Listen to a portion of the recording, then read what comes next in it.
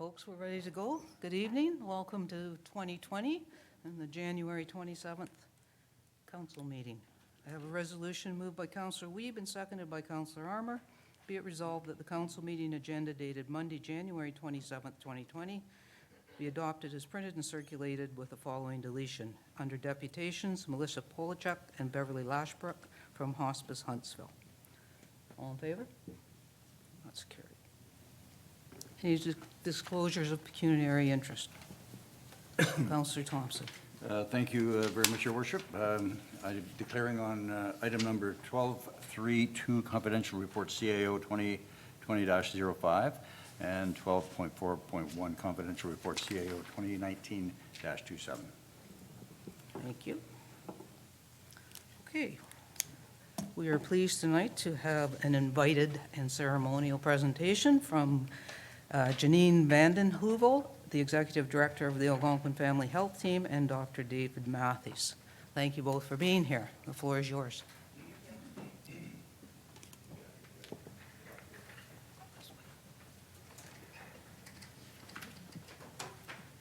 Well, thank you very much for having us. We've been very busy this year, getting ourselves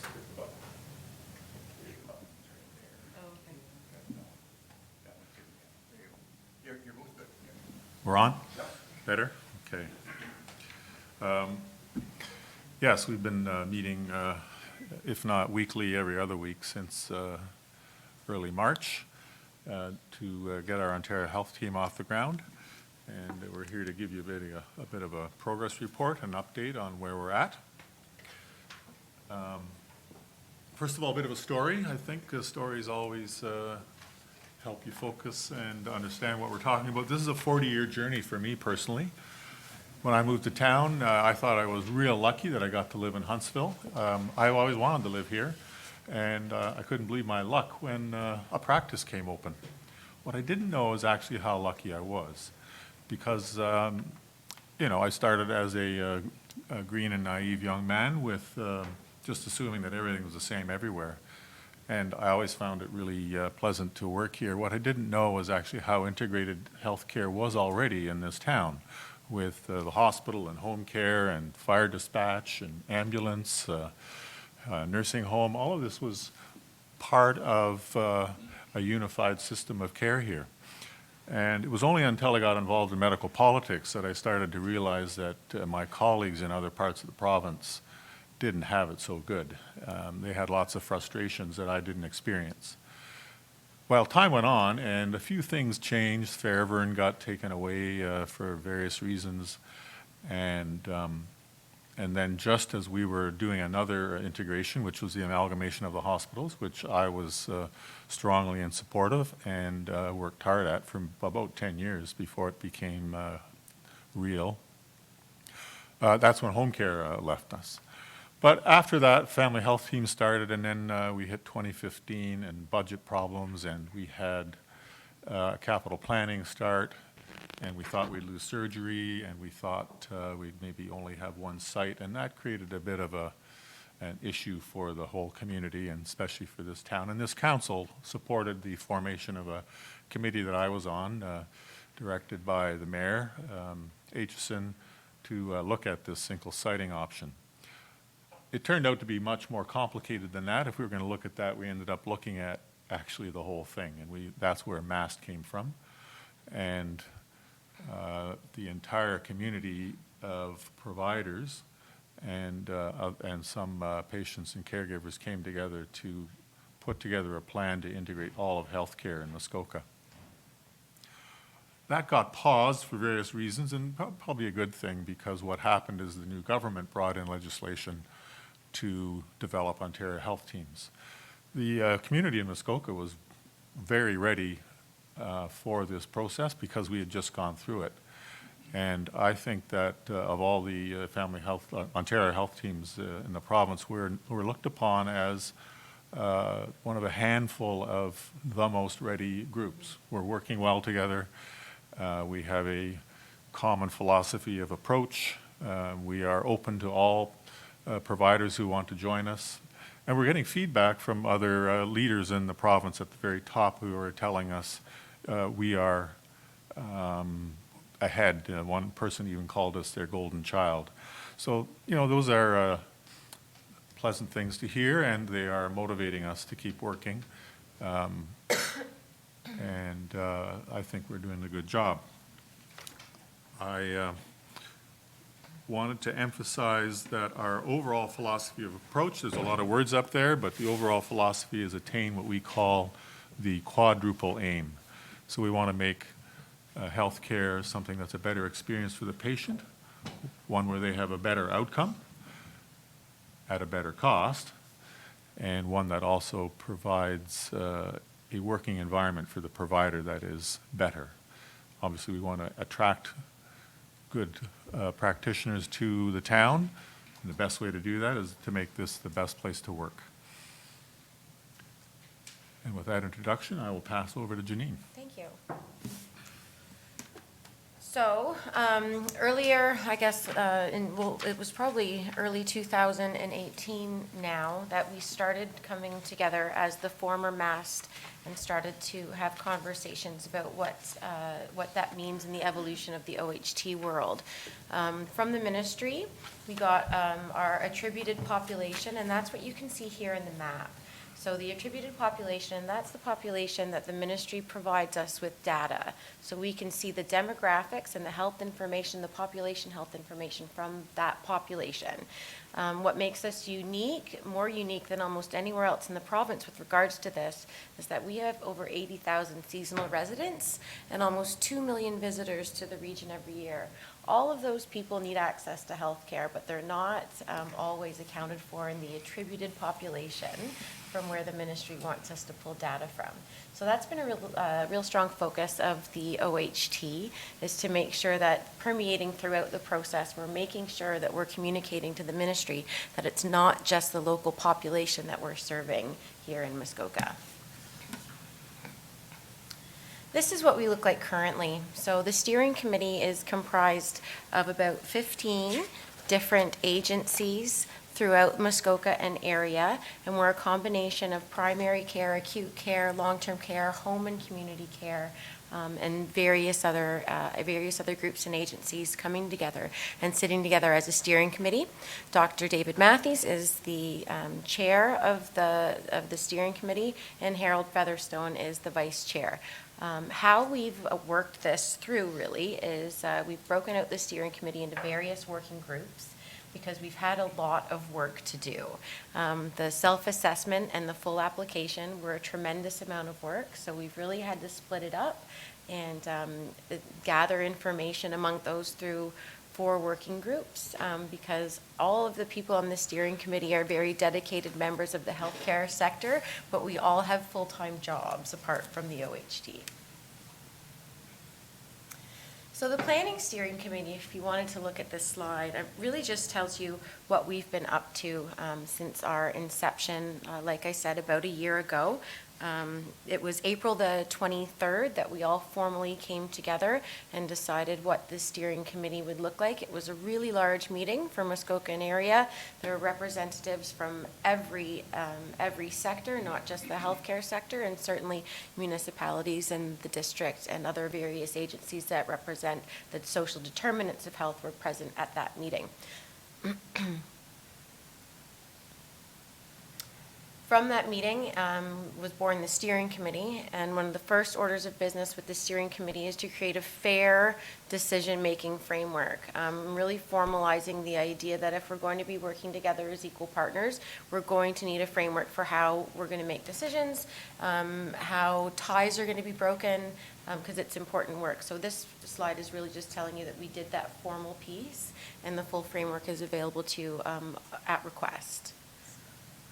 One of the things that's really set the Muskoka and area OHT apart, and again, this is something that I've heard throughout the province, is our inclusion of patient, family, and caregiver partnership members. On the steering committee, we have 2 full-time patient family caregiver partners that are co-designers of the whole application. So the self-assessment and the full application have been considered with the patient voice permeated throughout. That doesn't mean that we're having patient family caregivers there as token representatives. They're voting members of the steering committee, and they carry as much weight as any of the leaders that are there representing the various agencies. Also, there's at least 1, 2 or 3 in some cases, patient, family, and caregiver partners that sit on each of the working groups. And we've tried to really align that with the skills that those people are bringing to the table. So for instance, on the communications working group, which is the group that I chair, we have someone that has a really broad and detailed experience in social media and is able to reach out to other patients to get voices beyond even what we're getting at the working group. And this sets us apart in the province.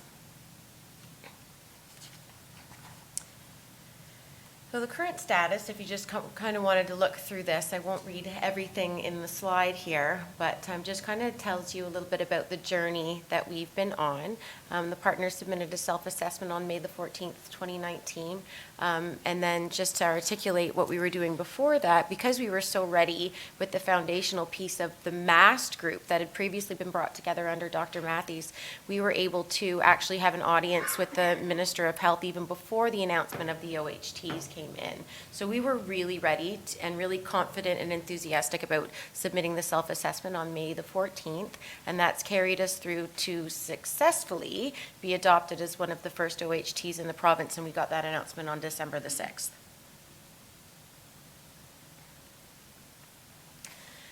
At maturity, this is the vision for the Ontario health teams. A lot of the information provided on this slide has been given to us by the ministry. So we do know that this is the general direction that the ministry is going to want the OHTs to take throughout the province. And just have a read of that. It really does provide some high-level ideas that we're going to have to adhere to if we're going to be successful in the eyes of the province with our OHT. I think it's interesting to point out that the second slide from the bottom says reinvest in frontline care. And I think at the moment, most of us are thinking that that's a reallocation of existing resources.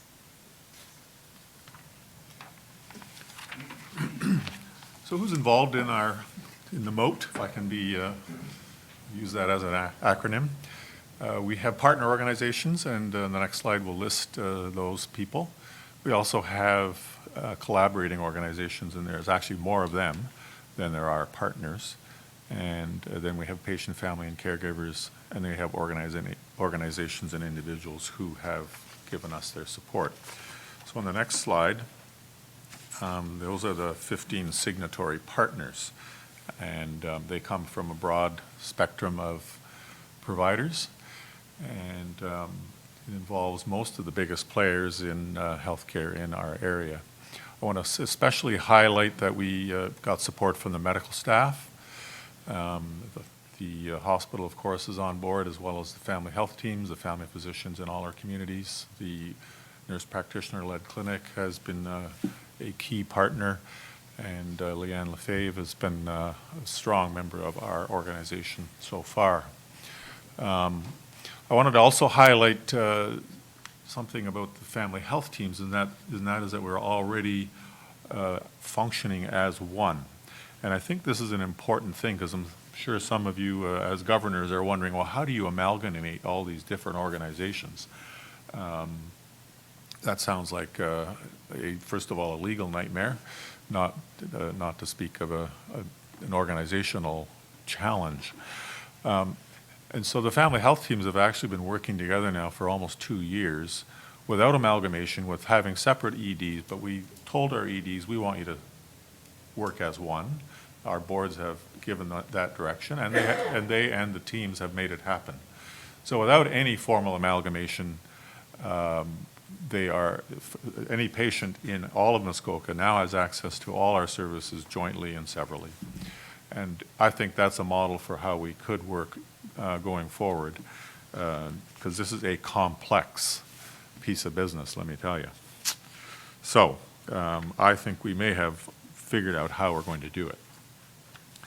We're mandated by the government to brand ourselves, and we've taken a crack at it. This is our draft vision and our draft branding exercise. We've got this logo, and we'll probably tweak it a little bit as time goes on, but that's how we've started.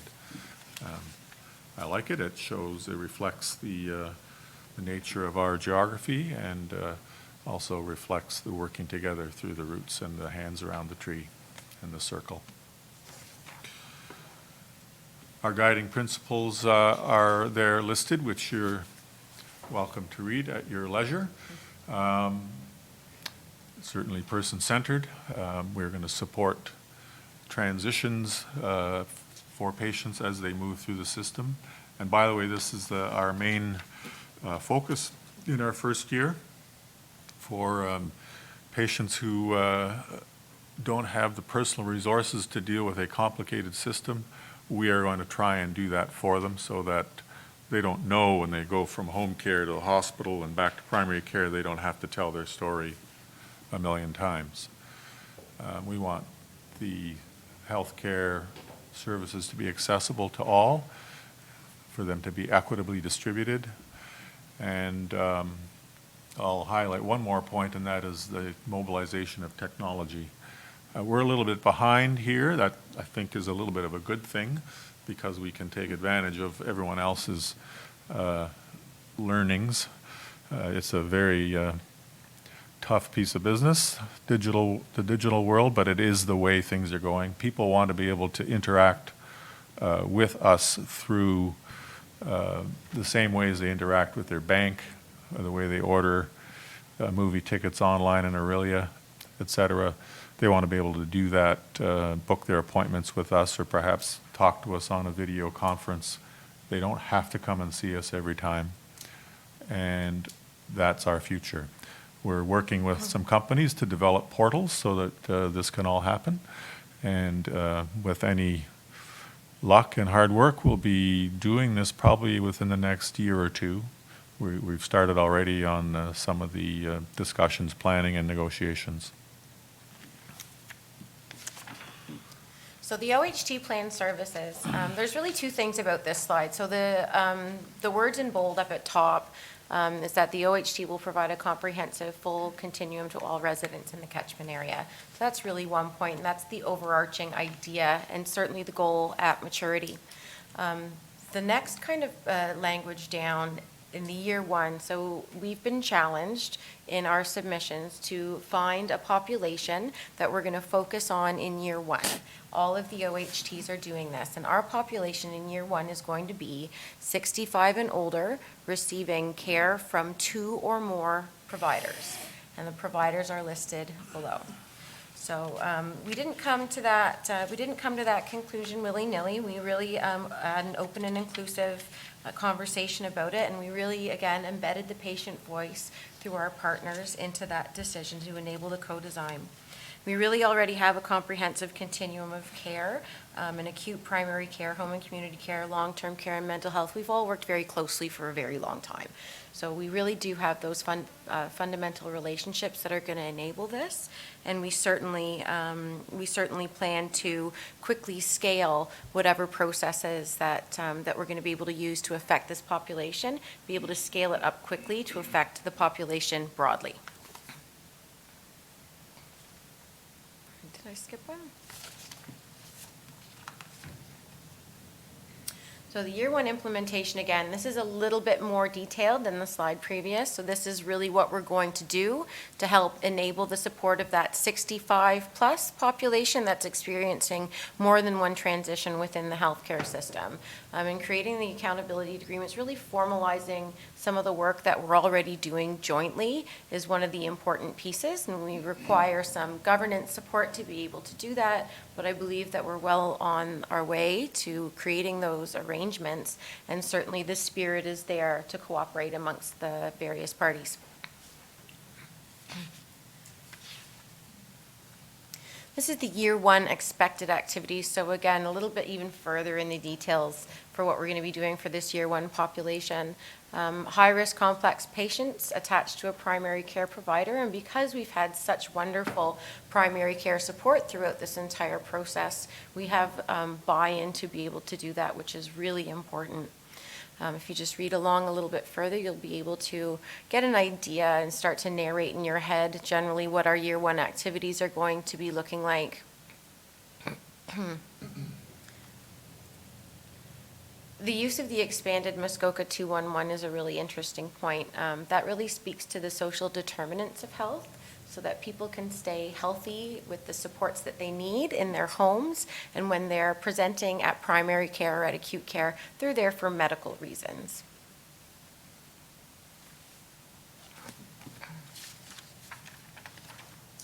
Oops, pardon me.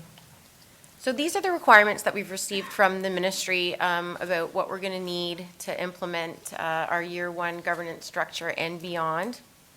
And so what we're trying to do is just what you see here, and develop those relationships formally amongst all the providers. At mature state, I think that we all can agree on the OHT at mature state, and we're not really attaching a timeline to that as of yet. At mature state, what we're looking for in a governance model is a single entity with all partners included, or a single entity with most partners included, and then perhaps contracting out to collaborating partners such as Closing the Gap. That's the end of our formal presentation, but I apologize for going over time. I expect that we're going to want to have some questions and answer time, though. That's no problem at all. We appreciate your presentation, and I'm sure there'll be some questions, and I'll open it up to council. Councillor Armour. Thank you, Your Worship. Thank you very much for the presentation, very informative. It was interesting, I think the second or third slide you had there showing the map or the catchment area. I was just wondering how that came into play and why the Algonquin Highland area was left out, or is that part of another catchment area? So you mean into Algonquin Park? Right. So the reason for that likely is that there weren't that many people in that part of the world that come here. You know, tourists certainly come here who go there, but the methodology that the government used is what they call creating an attributed population, and basically they identified by postal code those people who come here, and that's our attributed population. That attributed population is generated by the Queen's Park. Yeah, and it tends to follow OHIP numbers and not just general geography. So we're following people, and if there are no people living in a geography, then that geography probably won't be accounted for quite as heavily. Councillor Weed. Thank you, Your Worship. My question's actually sort of a follow-up to that. So early in the slides, one of the things that you laid out as one of the challenges certainly is this notion of defining who we are, who is served, right? Who the residents are that actually are served. And yet, what could be maybe our biggest challenge is having so many tourists, yet having a hard time defining that or being able to leverage that. I'm wondering, how do we turn that potential negative situation into a positive? How do we use that? How do we use those numbers as leverage rather than as the Achilles heel? Well, the main way is to keep reminding those above us that this is our reality, and we bring it up every time.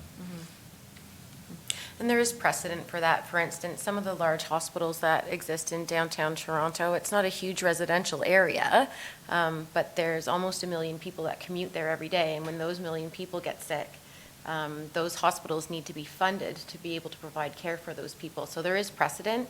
We're not, of course, dealing with a commuter population. We're dealing with seasonal residents and visitors.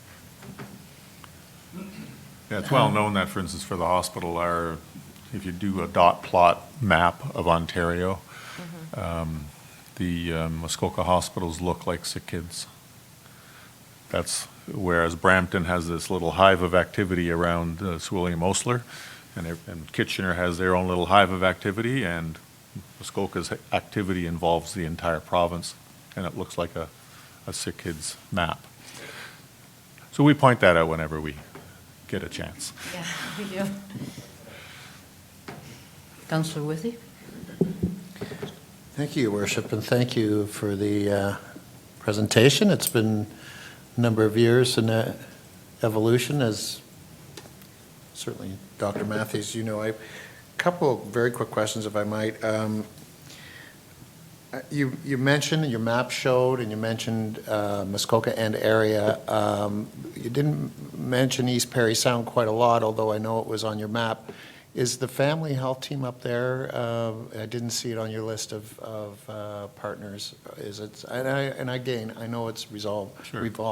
evolving, and I know that I didn't see Fairburn on there either, but I'm sure it will be part of this story as well. But Sure. Fairbairn's busy. yes, I know. And I've spoken to those governors at the outset of all this, and, you know, we agreed to just let things slide for now. They've got other fish to fry. In terms of the partners up in East Perry Sound, absolutely, we've been in contact with them throughout the entire process. I have signatures from all the physicians up in East Perry Sound as collaborating partners, and we're just going to wait and see how things unfold up there as to whether they officially join or not. Regardless of what the folks up there decide to do, they are 30% of the business in our hospital and have been for my 40 years. So that will be something that will continue to happen. There's sort of a cut point in the way in travel time and in travel behavior around Sundridge. And around Sundridge, there's this watershed line, and people who are north of Sundridge tend to more likely go to North Bay. People who live south of Sundridge line, they tend to more likely come here. And that will continue. If I may follow up. So 15 partners, do you know what the total potential number of partners could be? As you mentioned, you've talked to people around. I mean, is that half of the potential number, or I is it? don't think we've got a hard cap on anything as of now. So right now, we're looking at partners who have the means to be able to join the steering committee and contribute. And those folks are on the steering committee and have signed the applications.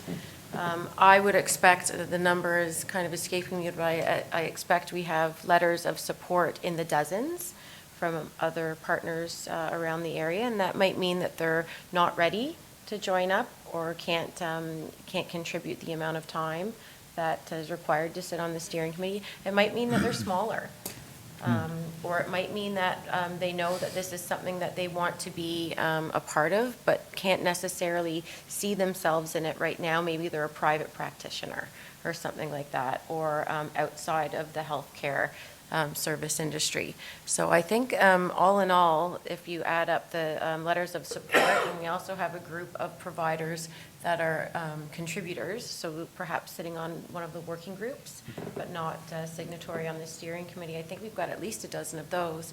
So I think when you take it all together, we've pretty much covered the gamut with everybody in the area. Yeah. Certainly not a hard cap on anything, and the door is open for anyone that wants to know more.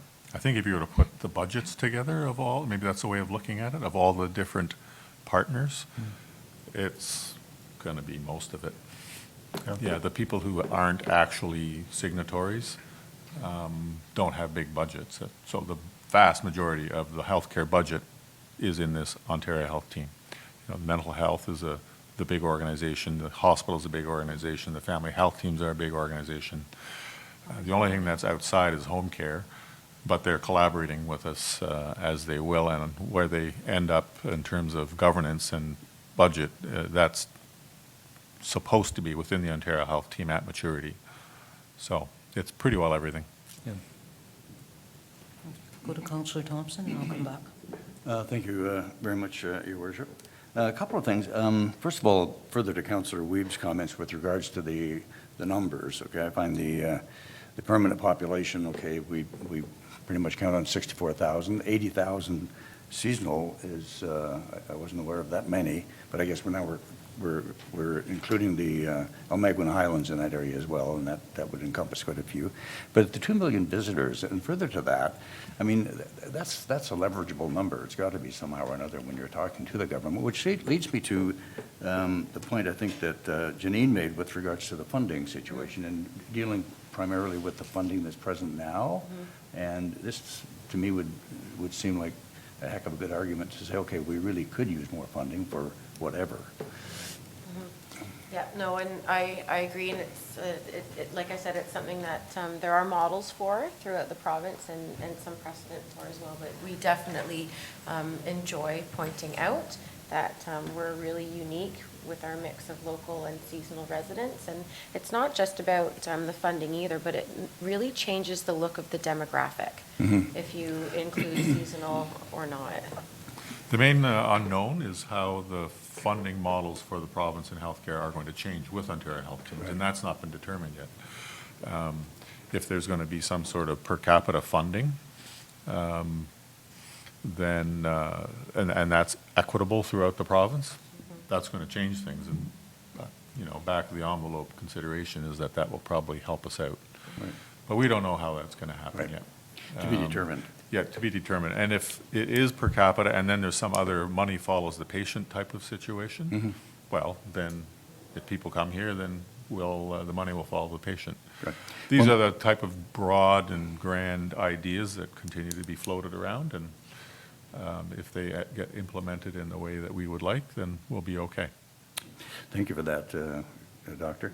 One more question, if I might, Your Worship. With regards to, I think it was your second last slide, Janine, with regards to focus plan services, and the focus being primarily on 65 and over. Personally, I find that's fine with me, but why is it, why are you focusing on 65 and over with that particular slide? So that's our first year population. It's a population that we know a lot about. It's a population that we can find a lot of information on. It's a population that we already have some specialty resources that are dedicated to. We just need to get together and as a group say what are the specialty resources for the geriatric population in the pod. So if we know all of those things, it means that we can move quickly to affect care with that population, and if we can move quickly and put into place some really excellent processes, that means that we can use those processes to affect other populations once we get it right with the 65 plus. Yeah, we have to walk before we run, so this will be and it's not everyone over 65, it's the most vulnerable in over 65, people who are already interacting with 2 or more of our services and who have a whole bunch of different diagnoses. When we identify them, it's through what's called the health links type methodology, basically a way to identify the most vulnerable. And we think that's around 120 to 150 people. So we're going to focus on making our methods work for those 150 people, and when we figure that out, it'll be expanded, as Janine said, to pregnant women and depressed teenagers and you name it, right? It'll be a way of figuring out how to do things. And one of the things I'd like to see, Janine mentioned it, special geriatric services. We'd like to, one of our main projects is to form a better, comprehensive special geriatric service. And this will help us get there by focusing our energies on that. Councillor Withy. Thank you, Your Worship. In one of your slides, and there were no numbers. I don't know either. There were no numbers on them, so I was trying to look for a number. But anyways, and I was looking through all your presentation, and I only saw this in one spot. I was wondering if you could briefly, I'm curious about expanding clinical engagements with specialists. I note that they weren't sort of front and center in all your other slides except for that one line, and they're all part of this as well, Yep, particularly. certainly. And just in 5 words or less. Well, there's another line, single line about expanding clinical engagement with physicians, period. And then that will include expanding to specialists. The whole process of Ontario Health Team, and as directed by the government, is to ground it in primary care. And from there, build on top of that. MAST had specialist involvement. The Ontario Health Team Development did not. However, I made presentations to the entire medical staff, all 84 of them, of which half are specialists. So they've been kept informed all the way along, and we're going to need the expertise of all the clinicians to manage some of the committee's work that has to happen. And also, on the governance of this entity, there will be perhaps 4 clinicians. And I would be most delighted if one of them or 2 of them were specialists. The Ontario Health Team governance structure that the government envisions has a lot of clinicians on it. And the reason for that is that there are similar entities that have been established in the United States through the Affordable Care Act, otherwise known as Obamacare, called ACOs, Accountable Care Organizations. And ACOs, where they've been successful, they have failed and they have succeeded, both. And the ones that succeeded had a large number of clinicians in their governance. And so our government has advised us they want to see the same thing. So that's part of the clinical engagement piece, because it's the physicians on the governance structure that will make physicians accountable for their actions in terms of quality outcomes.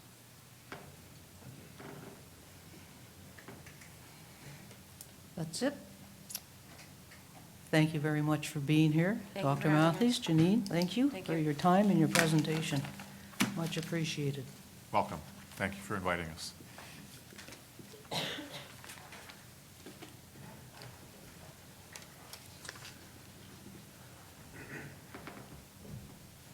Okay, I have a resolution moved by Councillor Wiebe and seconded by Councillor Thompson.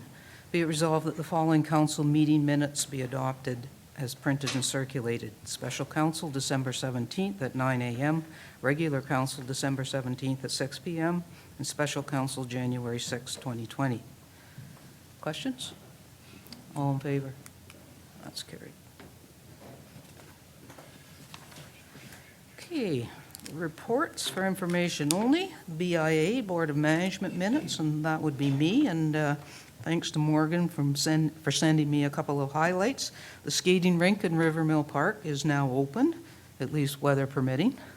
The Kent Park kiosk was a great success for the Santa season down in the Kent Park. And the Digital Main Street program for businesses is open and running now. So those are just a few of the highlights from BIA. If there's any questions, I probably can't answer them, but go ahead. Okay, Huntsville Public Library Board, Councillor Thompson. Thank you very much, Your Worship. The Library Board has been as active as lately as they have been for the last several months. A couple of developments. And I think the announcement, you might have seen it today in the Doppler. We have hired a CEO for the library. His name is David Tremblay. He's moving in from British Columbia with his family, originally from North Bay. But he will be starting May 4th as the CEO. Meanwhile, we have Maureen Coverley, our acting CEO, will continue in her role. And we also have appointed 2 new board members after the resignation of Ray Love. So we're delighted to have Catherine Holtz and Brian Samuel will be joining our library board, but they won't be actually active on the library board until the March meeting. So that's pretty much the news there. A lot of construction going on. Oh, I think we have a new furnace, by the way, in the annex, because the one that was there was showing its age, and it finally failed. And so we now have a new furnace in the annex, and anyway, the library board has been very, very active and continues to be so. Thank you. Any questions for Councillor Thompson? Aspiden Community Hall Ad Hoc Committee, Councillor Schumacher. The minutes are there for review if anyone has any questions. Questions on Aspiden? Committee of Adjustment, actually Councillor Alcock and Councillor Fitzgerald are both away, and so we have no update on those minutes. Huntsville Lake Bay's Chamber of Commerce. Councillor Weed. Thank you, Your Worship. We had the AGM, the Annual General Meeting, just the other day. It was hosted at the Canvas Brewery, which was, as you may well know, a great space to do that type of thing. We had a presentation from Jesse Hamilton from the MAT Board. As we know, again, a lot of discussion around that, and he kind of outlined the members that were there, how we got to where we are now, and what the future is looking like as it stands. I thought it was very informative for anyone who isn't up to speed on it. I think it was great for the audience that was there. We made a slight change to the level of quorum needed for the AGM going forward. 10%, I think, is the number, but so we voted on that, and other than that, it was just a good night to get out and socialize and connect with some other chamber members, so that's it. Questions? Seeing none, thank you. And that brings us to the municipal accommodation tax update, and I will just add a little bit more on that, and that's that the board did their first intake of applications to award some of the money they've been collecting, and 11 organizations were successful in receiving funds. I won't list them all, it's been in the news, I think, so. And two of those organizations, being the Chamber of Commerce and the Huntsville BIA, will actually receive a lump sum of funding each of the years for the 3-year trial project instead of having to apply. So there will be another intake for that. So if you're an organization looking for some funding, and you can put heads in beds, I guess, that's the criteria. Watch for that next announcement. Okay, so that's minutes. I now have a resolution moved by Councillor Armour and seconded by Councillor Schumacher. Be it resolved that the Development Services Committee meeting minutes dated January 15th, 2020, and the recommendations contained therein be hereby adopted as printed and circulated.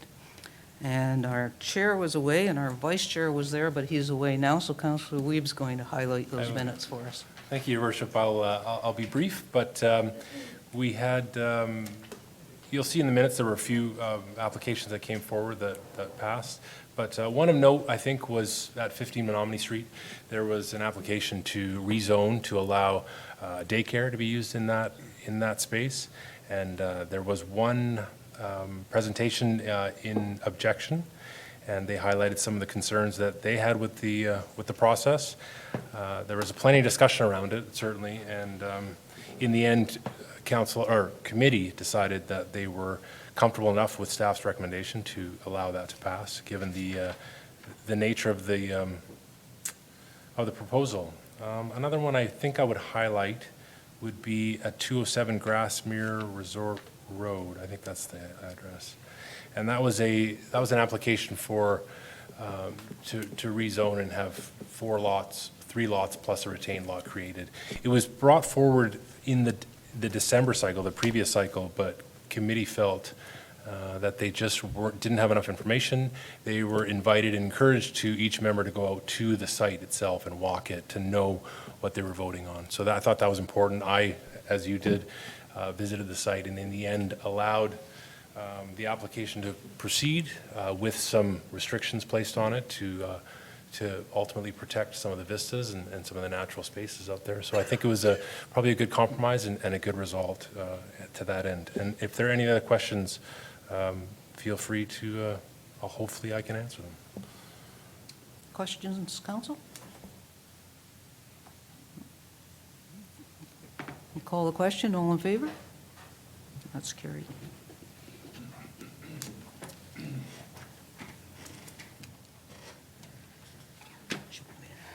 Okay, I have a resolution moved by Councillor Thompson, seconded by Councillor Weeb. Be it resolved that council, in accordance with subsection 263(1) of the Municipal Act, hereby fills the vacancy for office of Huntsville Ward Council by option, and I have 2 options to read. Option A would be appointment call-out, directing the municipal clerk to solicit applications from qualified individuals to fill the vacancy, and that they be considered at a special council meeting to be held in February 11th. Or B, by-election, and further that the by-election bylaw be presented at the January 27th, 2020 regular council meeting, and further that the election reserve be increased in the 2021 town budget by the final cost incurred resulting from the by-election. I think the clerk is going to give us some highlights before discussion on that. Thank you, Mayor Terziano. So this report is very similar to the one that we recently had, except of course we have a different position and a different figure here. So you can see that the difference in cost, because it's going from a election for all of the municipality for the mayor's seat compared to Huntsville Ward, which is only 2,000 some residents. So that's the biggest change in these, the difference between the reports. Okay. Questions, council, Councillor Thompson? Thank you, Your Worship. I do have a recommendation, of course, but prior to that, is it okay if I ask a question with regards to process? If we were to say follow option A, could maybe the clerk outline the process that would be involved, how we would go about filling that position? Madam Thank you, Mary Terziano. So how this would happen is immediately we would send out a press release that states either way what's going to happen for tonight. And then tomorrow, people would be able to fill in their application. It'll be on our website, it'll be on social media, it'll be in this week's newspaper for if it's an appointment process, if so you choose. And then we will receive applications up to February 7th. We'll have a special council meeting on February 11th. That's for an appointment process. Follow-up? And thank you, Your Worship. And I guess where I was going with that, Clerk Kalea, is in the process of, if we did follow option A, would it be an open discussion here amongst councillors? Would we, is it a secret ballot, or how would it work? Through you, Mayor Terziano. We have a lot of friends out there that might be applying. It is not a secret ballot. It'll be all open. Everything's open. You'll be voting, you'll be actually putting a card up that has the person's name. It'll be elimination. It's a calculation, but it's all in open. Councillor Weed? Thank you, Your Worship. Can you, Ms. Kalea, can you outline what it means or define what it means, a qualified individual? Because I'm wondering if there are some out in TV land who are asking themselves, am I qualified? Or is there a more technical term for that? So if you could just highlight that for me. It's the same as if you're running an election. Right. You have to be 18 years of age, Canadian citizen, an owner of property, leased at a spouse of, yada, yada. That's what it is. Okay.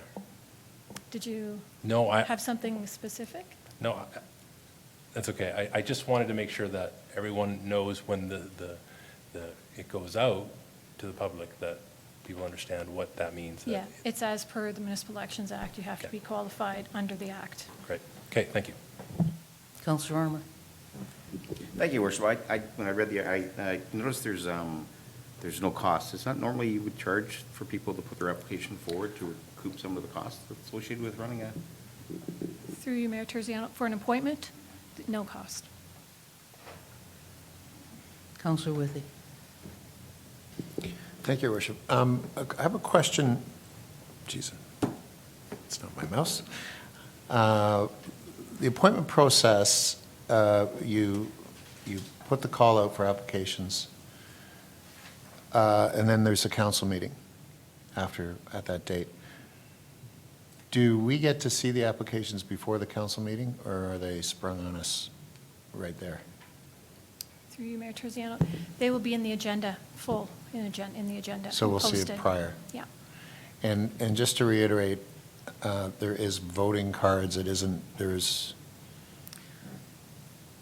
no, it's not a ballot that we sort of write down and fold up sort of thing. Through you, Mayor Terziano, you're writing a name on a card, and you're actually holding up the cards all together at the same time, showing us the name. So it's like Jeopardy sort of thing. You have to say who is I called it Survivor. survivor. And it has to be legible. That would be great, yeah. Councillor Schumacher? So yes, further to Councillor Withey's comment. So we get it ahead of time, and we're allowed 3 questions. Is it per candidate that would be applying? Each person? I believe it's one question One per question? candidate. Okay, I thought it said 3. And I believe, Madam Clerk, each candidate gets a chance to, kind of like an election forum, kind of gets a chance to make a speech, right? That is correct. Councillor Armour? Thank you, Your Worship. Just to maybe make it legible, maybe we could do some cue cards and have the names already on them. We could just hold them up. Councillor Thompson?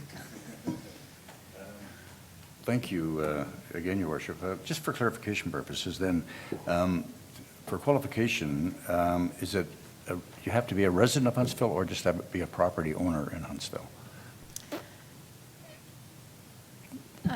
I don't have it in front of me. I'd have to get the act out, but I believe it's a property owner.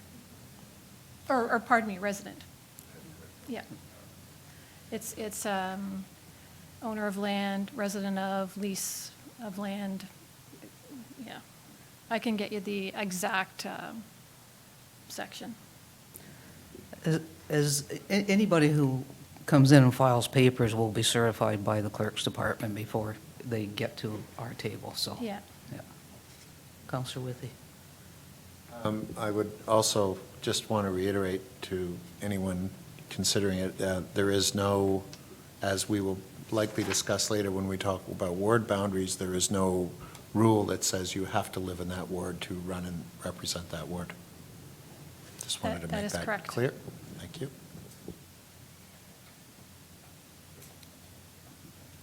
Does anybody want to recommend option A or B?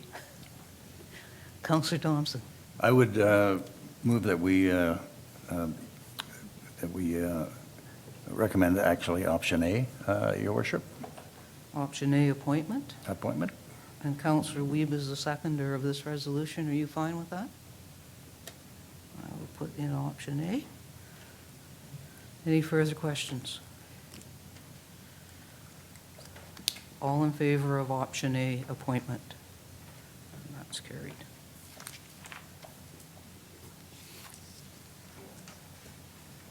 Right. Report Corp 2020-03, at-large municipal elections. Madam Clerk, you're still in the hot seat. I am. Thank you, Mayor Terziano. So this report was resulting from the next one, actually, which is ward boundary.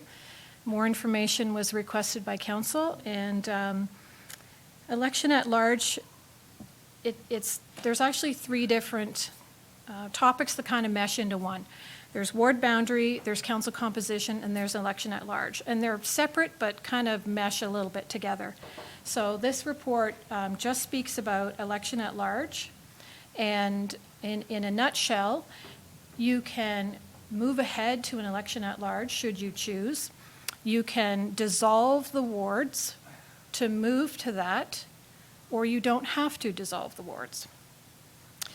If you dissolve the wards, there is a process to go through. It can go to the local planning appeal tribunal. That all takes time, If you don't dissolve the wards, then you don't have to go through any of that. If you decide to dissolve the wards and go to an election at large as well, only LPAT can look at the dissolving of the wards. They can't look at the at-large. So why would you dissolve the wards? Because it can be confusing at election time. People might come in and think they're still in Stevenson, voting for Stevenson when they're actually not. Or you can maintain the wards. I put in there, Oshawa was an example. They've gone back and forth, back and forth.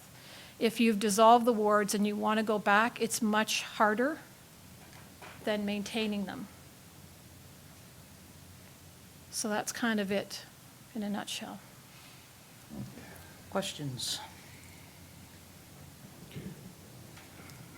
Councillor Thompson? Not a question as much as just a comment with regards to that, Your Worship. And I think the election at large experiment has been, I guess, questionable, I guess at times. I think North Bay, as a matter of fact, has gone from elections at large, they're going back toward representation, I think. And I think, and that's North Bay, I mean, that's a city. I think in the case of Huntsville, I think it's my reflection on my experiences on council, and now having been at the district level for 4 terms, that the ward system, I think, is more and more critical, because I get calls or I get emails from different councillors from their wards with a particular problem in their particular ward. And so the people in that particular ward know who they're going to go and who they're going to talk to first, right? And then the problem is directed to me. And I think that's a good system, the way it works. If we had an election at large, okay, I could see the situation arising where someone who a councillor that's elected at large is contacted by somebody, a resident, let's say in Stisted, and has really no real knowledge of the situation in Stisted, whereas the councillors in that area definitely do have knowledge of the situations in Stisted or Port Sydney or Burnell or wherever it happens to be. So I think to me, I would really strongly oppose the idea of doing away with the ward system. Just my thoughts. Councillor Withey? I have an opposite view. As you know, I did do a presentation when I was on council last term about this. For that presentation, I spoke to virtually every community in the province that had gone to an at-large system and thought it was great. One quick note, I did call the clerk of North Bay, and they are not likely going back to a ward system. That was, in fact, just a suggestion floated by one of their councillors. So that's where that's at, just for your information. The benefits, a couple things. One is that we use at-large now. We have it in 2 situations in our jurisdiction. One is with district council, and one is with the Port Sydney Stevenson Stisted. Both of those are smaller examples of at-large. So we have them in play. As I mentioned in the last topic, there is no current requirement that you have to live in the ward that you run and represent.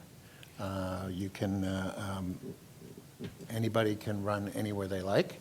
I think one of the benefits of having an at-large system is you don't get an entrenched councillor in a ward that everyone's afraid to run against because they're never going to win there because that guy's been there forever, regardless of their performance or not. I mean, people just shy away from those things. So I think you get more participation. And I don't think we live in an area that has that vastly different, sort of wards where somebody doesn't know what's going on in another place or can't easily find out. I know myself, I was a Burnell ward councillor. When I was a councillor there, I received calls from all other wards for issues. And certainly as a district council now, I receive calls from constituents all over the entire area, not generally from ward councillors themselves. I know Councillor Armour and I collaborate on some issues because we both live in Burnell, but mostly Dan handles those very well. But I think that I like the fact there's more participation. I like the fact that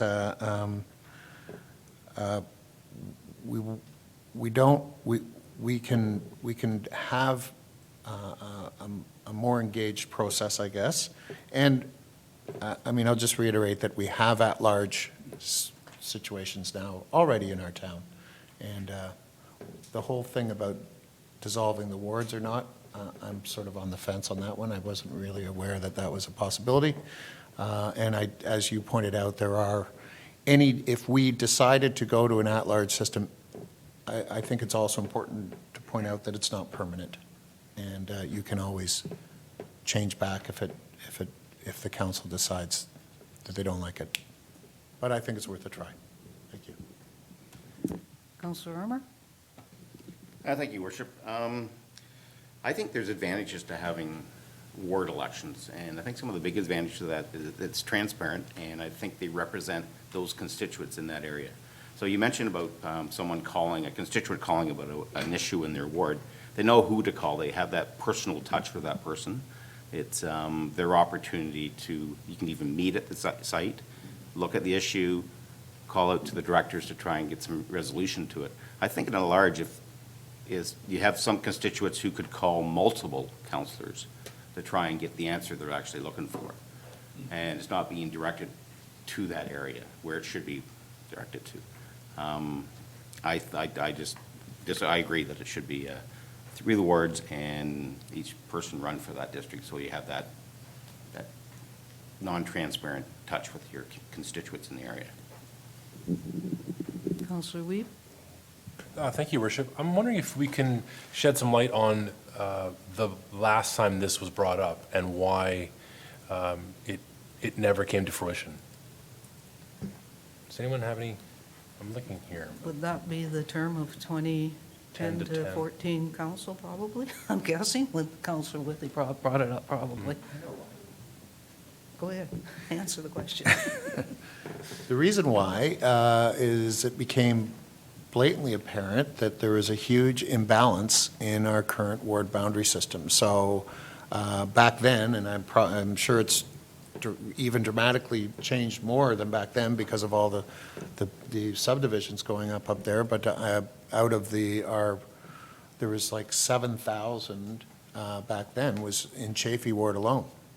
And, the village of Port Sydney had 150 or whatever the number was. I'm just throwing that out there. Don't. So it was looking at options to address that imbalance. If we find that necessary, I don't know. I was down at a dinner in Toronto a couple weeks ago and had a engaging conversation with the deputy mayor of Toronto, and he told me that his ward, should say, had 160,000 people in it. So It's manageable. I don't know if it makes that much of a difference. Madam Clerk? Thank you.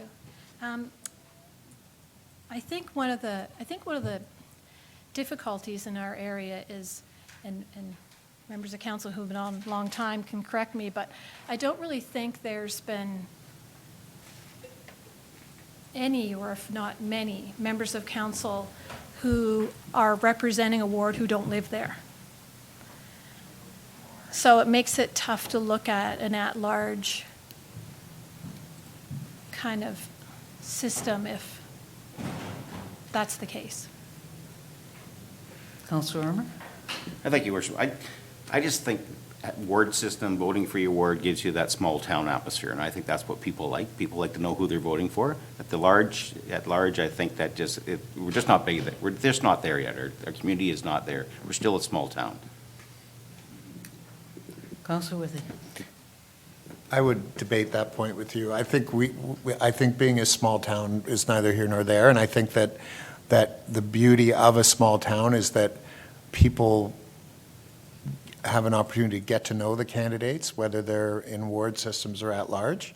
I think that to your prior point about having your guy there, I mean, there's often times when your ward councillor can't be reached, and people don't know that it's appropriate or not to phone somebody else that's on council to ask them their question because they're not in their ward. So I think it actually gives better service to constituents when they know that there's a list of people with numbers or emails who they can work their way down and find the guy that's going to give them the service. So I mean, we are a smart town. We're not, I mean, in Belleville where they did it, there was a real issue. They had 7 councillors. There's a real issue about north of the 401 that was rural and south of the 401 that was urban. And I asked the clerk if the people north of the 401 were basically voted out into the cold all the time.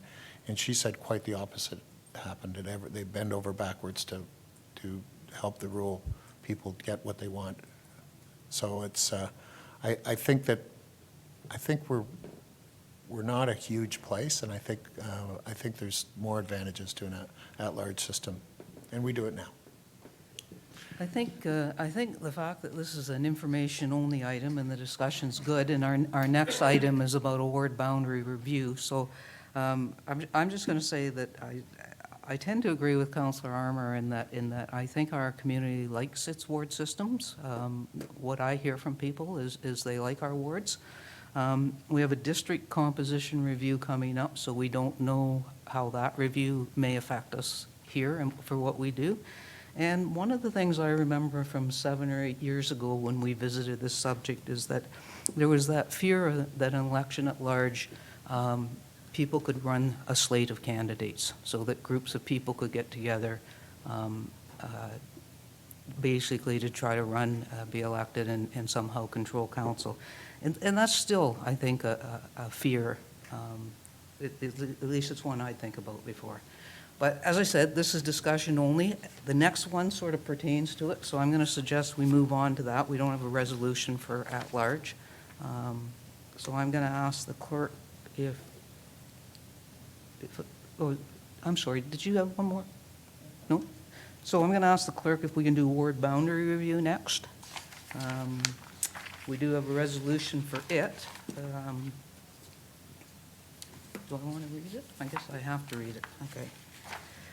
Moved by Councillor Schumacher, seconded by Councillor Armour. Be it resolved that staff be directed to retain a consultant in 2020 to conduct a ward boundary review for the town of Huntsville.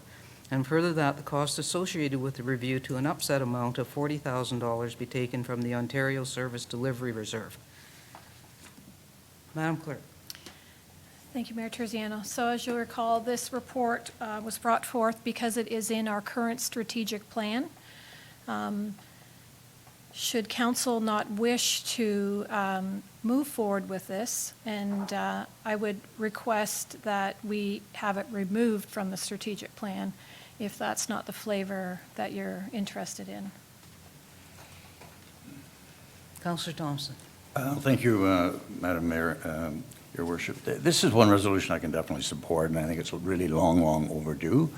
As has been mentioned, Chafee Ward now is at least a third of the population of the town of Huntsville. And there have been recommendations in the past that I thought that made a lot of sense, like realigning the Huntsville Ward to encompass more of the subdivisions above Highway 60, and maybe tying the eastern half of, or at least the western half of Chafee with Stisted, that kind of thing. So I think it's long overdue, and I think, I'm not sure about the $40,000 expenditure. I guess if that's what it takes, that's what it takes. But I think it's fair, and I know Councillor Weave is in his capacity as councillor for Chafee Ward, is representing at least a third of the people of Huntsville, and probably, if you look at the district of Muskoka, probably almost a sixth of the population of Muskoka in that ward. So I think it's long overdue, and I think we should go for it, and I would definitely support it. Councillor Withey. Thank you, Your Worship. I didn't see in the report a breakdown of population per ward to see where we're actually at.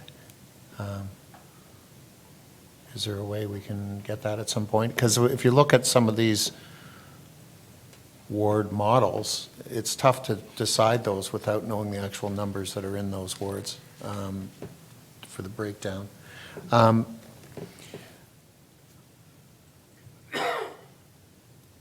I don't know what I think about this. I certainly think that if we have any discussion about this, we should include at large as well in this discussion as part of the program. But I'm not sure. Your Worship, you made the comment about the district review, which I think they started reviewing the district when it was formed. I mean, I don't know if that's important enough to hold off on things or not.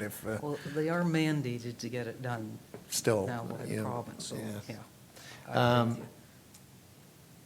I don't know, $40,000. I don't know Councillor Wiebe? Thank you, Your Worship. I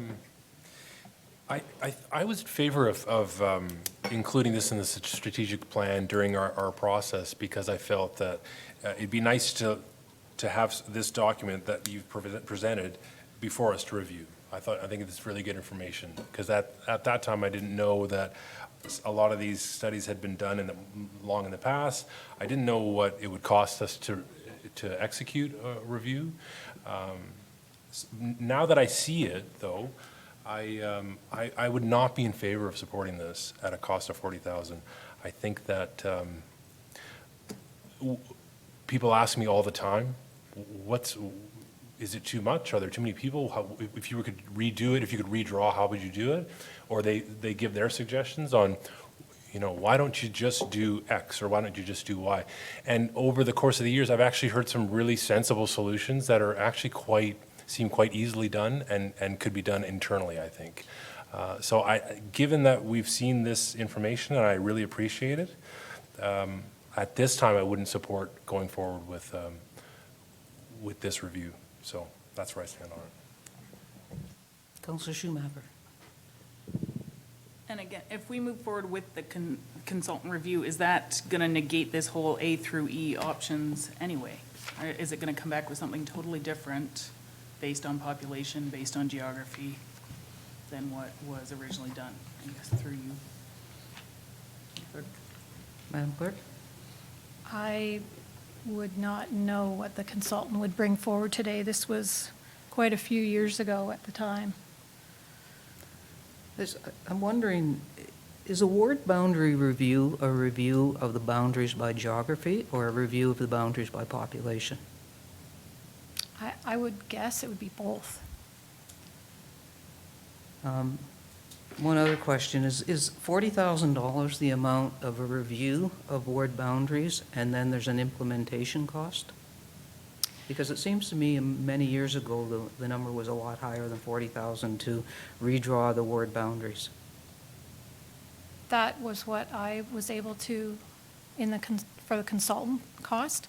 I could not tell you what, if you ended up having to, I guess you wouldn't dissolve, if you had to dissolve a ward in there, there could be additional costs. Councillor Whitley? Yes, sir, it was. One of the reasons we didn't talk about it when I was on council before was the exorbitant cost of redrawing lines. Now, if there's an option, some of these options that you've come up here, the 5-ward models, some of them are not involving redrawing lines as I read them, and that could be more cost effective if you're just going to combine existing ones. You're not redrawing, you might be erasing one, for example. So I think that's a cheaper option, but I recall that back then it was quite pricey to start looking at actually shooting new lines around. Councillor Thompson? Thank you again, Your Worship. I would have no problem. I still I'm of the opinion that we have to go forward with this, but whether we do it through a consultant or whether we do it in-house is irrelevant to me. It's just that I feel it really, really has to be done. I know there were some suggestions put forward when we dealt with this before a number of years ago that I thought made a lot of sense at the time, and I think it was primarily done by population, and it meant redrawing some of the lines for sure, but it did result in a more equitable distribution of population with regards to each ward. Yeah. Councillor Armour? Yeah, thank you, Your Worship. I'd be willing to table this, to defer this, to try to get some more information, especially the costs associated with redrawing lines and new maps, et cetera, that would have to come out. I'm just curious if, and also does it affect anything to do with any type of zoning or taxation right now, and what area you might end up in, and et cetera? Does it just stay status quo, or would you end up from a rural area now maybe to an urban area because you rezoned, or the new lines? I'm just curious. Does anybody answer that question? Madam Clerk, do you want to? I would imagine that they would take neighborhoods into consideration. They're not going to cut a neighborhood in half. So, I mean, you're looking at populations, but I can imagine you're going to have some not quite even because you're not going to cut a neighborhood in half. Although the boundary between Brunel, or the boundary between Chaffey and Huntsville Ward runs down the middle of George Street. The people that live on one side of George Street are in Chaffey, and the other side are in Huntsville. Yeah, it Same, does. I believe, Town Line Road is the boundary between Yeah. Brunel and Chaffey. So Yeah. I just think if we get into a ward boundary, so if we're starting to look at redrawing boundary lines, we're into some huge expenses and some major changes. Whereas if we're looking at combining or changing the representation in different wards, then that is probably maybe an internal with an external consultant to lend a hand. So I think that, this is coming from the strategic plan because somewhere somebody put a ward boundary review. So that's the only thing really driving this. So maybe we should think really seriously as to what it is we want. Councillor Wiebe. Councillor Thompson. Thank you, Your Worship. Could you elaborate on that last point you made? I didn't quite understand where you were coming from with that point with regards to redistribution of population. I think you were suggesting Well, it? such as the report they did in 1999, where they combined Huntsville and Stisted wards together. So you're not redoing boundaries. You just possibly have a Huntsville and Stisted councillor representing it. I see, right. So you're changing maybe the number of representatives for a ward. So Or it's- combining them, for instance- one that had Stisted, Stevenson, Port Sydney, and Brunel together. Right. Maybe they're going to say that you need 3 councillors to represent that. Or two to board represent Yeah. Chaffey or something like that, yeah. Oh, I see. Yep, gotcha. So, what's council's wishes? Councillor Schumacher. Again, I guess the push for this is we have to get it on the books if we are going to change it for the next election, correct? Through you to the clerk? That is correct. There is timelines. If there's going to be an LPAT appeal, that will delay things. So if we defer, and it may not be then for this term. It potentially, but if you're, number one is, if you're talking about adding, combining 2 wards and stuff like that, the municipal act talks about dividing, redividing, or dissolving. Doesn't talk about adding together. So that would all have to be looked at. Unfortunately, the only thing I have about this 1990 ESI consulting report is the report done by the staff person. I don't have any further information to look back on that.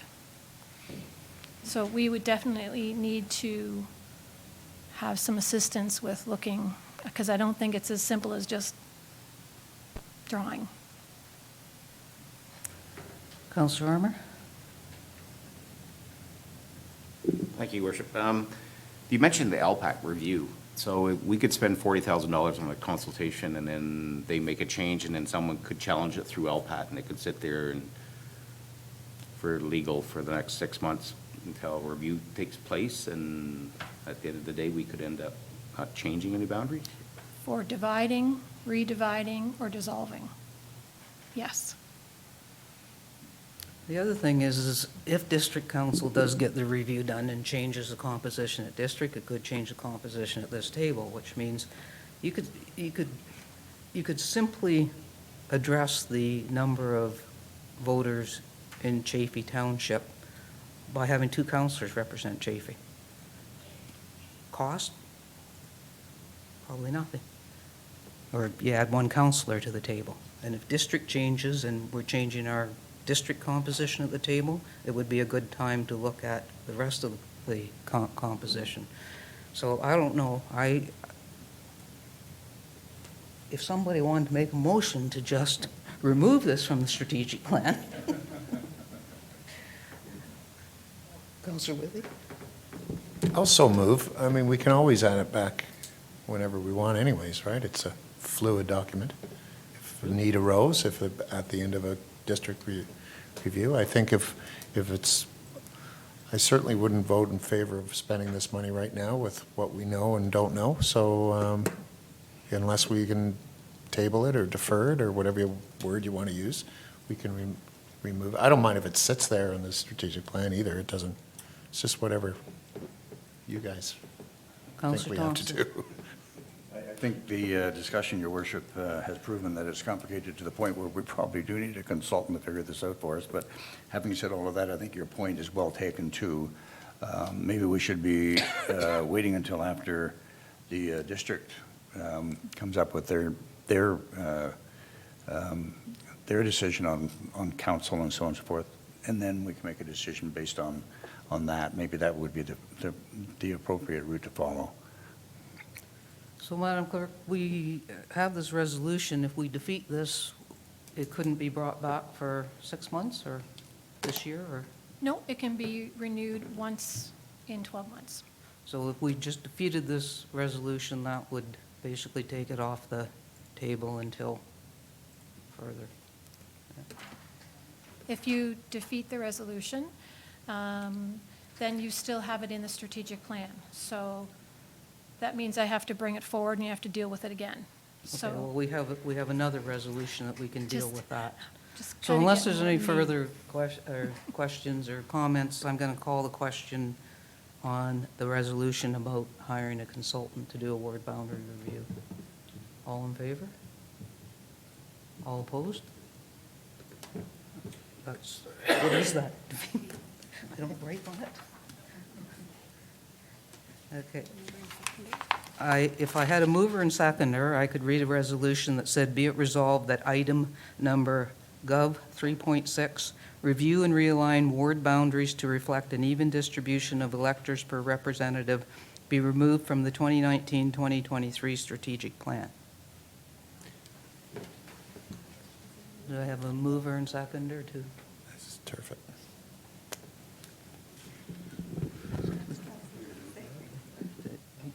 Did you want to move this to remove it?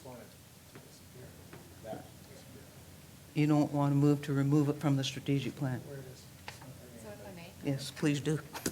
Thank you, Your Worship. So the strategic plan is the document that governs the direction that staff follows. So unless it's removed from the plan, then staff would be, they would have to bring something back to see movement on that item. So I would recommend, if this council is not interested at this time, that we simply remove it. It still shows up in the plan with a note that removed by council for this term. There's nothing that says you can't bring it back, but for staff, it brings closure to the items that are required to be completed in the plan.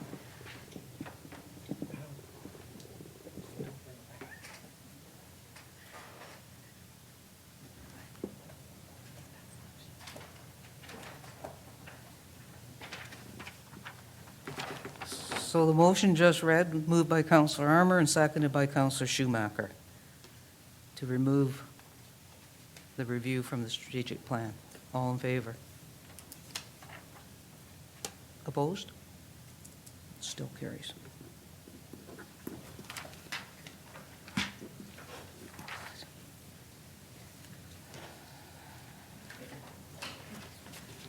I have a resolution moved by Councillor Wiebe and seconded by Councillor Schumacher.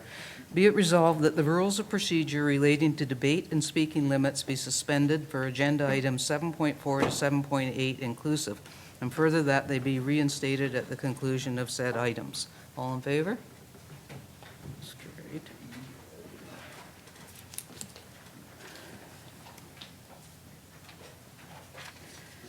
I have a resolution moved by Councillor Wiebe and seconded by Councillor Schumacher. Be it resolved that council approves the excluded expenses from the 2020 Town of Huntsville budget as outlined in Report Corp. 2020-07. Questions? All in favor? And that's carried.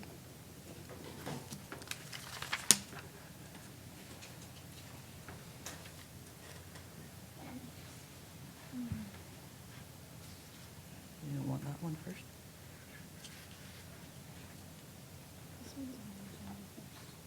Okay. I'm going to check with the treasurer. Julia, do you want us to do the consolidated budget additional information before we put the resolution on for the original budget? You good? Okay. All right. Report Corp 2020-04, Draft 2020 Consolidated Budget Additional Information.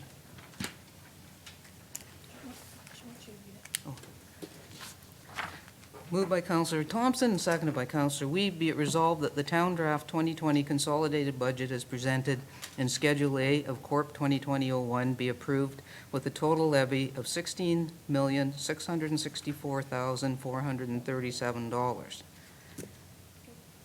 We're going to have a presentation from Finance.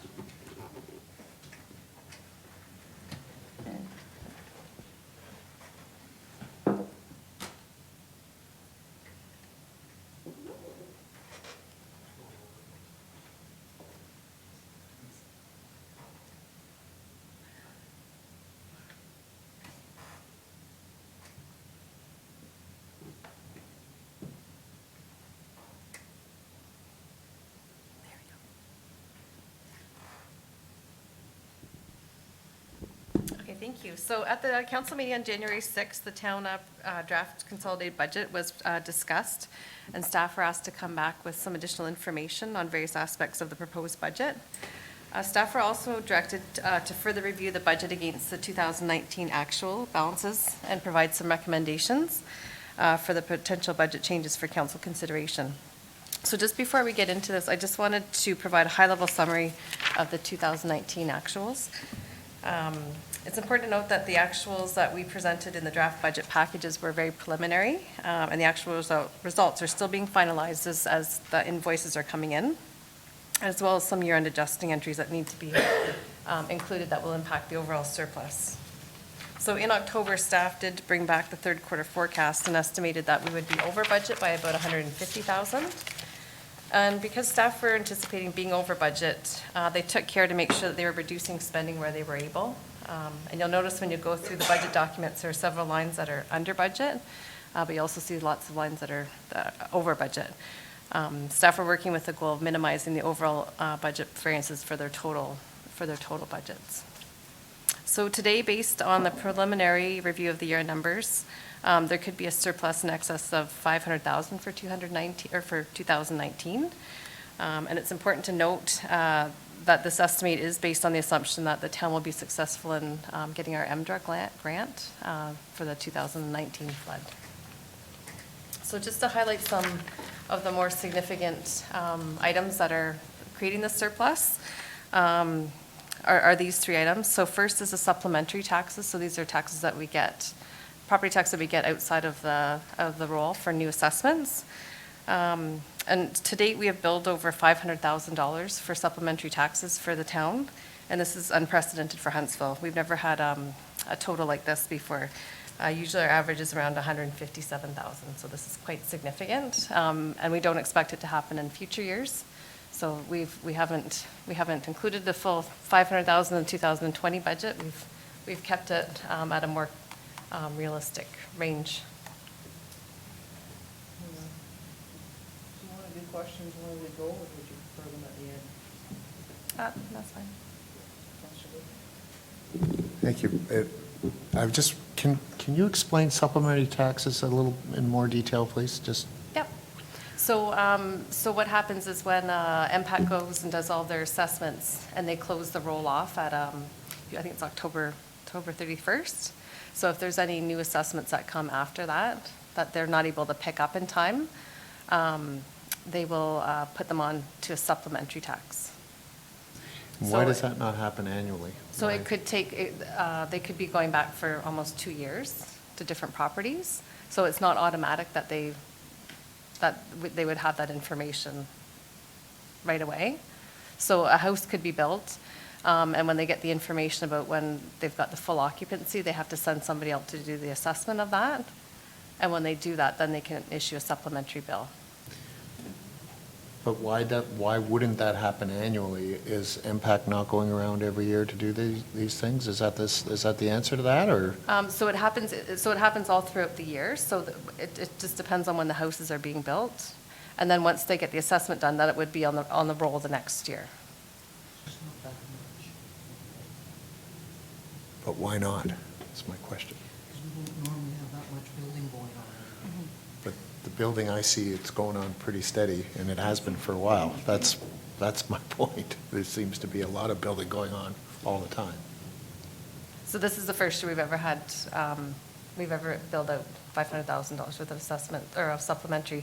And it could be too, that it could be some significant buildings that had more than 1 year as well, because they do, sometimes they're behind more than a year. But they're pretty good at catching up now on that. You meant occupancy though, not just building. Like, once it's fully occupant, Yeah. then the taxes come in too, not just through the building process. So the trigger for MPAC to go is the final occupancy, that they get that information from the building department.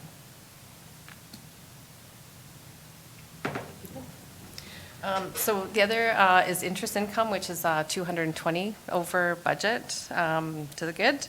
And of this, $50,000 is allocated to the Forbes Hill Reserve, which is the sale of the money from the sale of the university building, which we put back into that reserve account.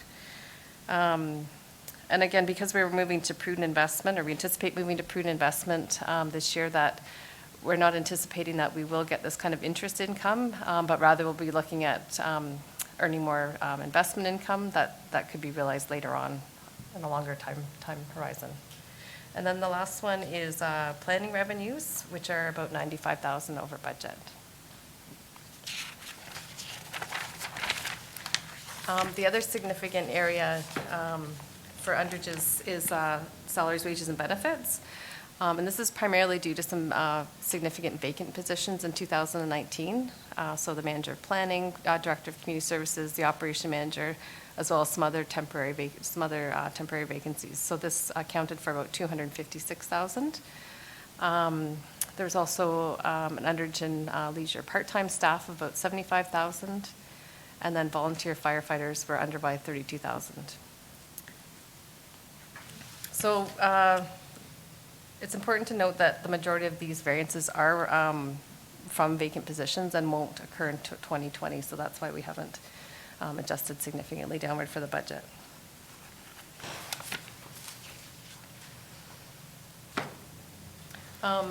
So as well as this, there are some overages. So back in October, for operations and protective services, they were anticipating an overage of about $220,000, and they still are anticipating being over, so that will account for some of that will take out some of the overage that I'm showing here. But overall, we're going to bring back a full review of the 2019 financial information to committees, which will have all the details. And any surplus, as per policy, will be transferred over to working capital. So that's where that money will go if we do have a surplus. So I'm going to pass it over to our Deputy Treasurer, who's going to go over some of the other questions that Council asked. Okay, so when we were sent back after the January 6th meeting, we were asked to prepare analyses of a bunch of different things, one of them being a summary of all of the departmental transfers. So on page 106 of the agenda package, there's the summary of departmental transfers, and this is showing the summary of the memberships, professional development, and landline telephones that were transferred between departments.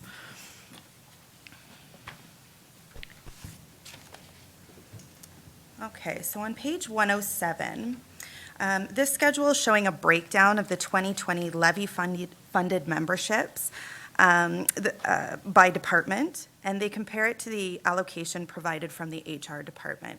So the summary doesn't include the building department since it's self-funded.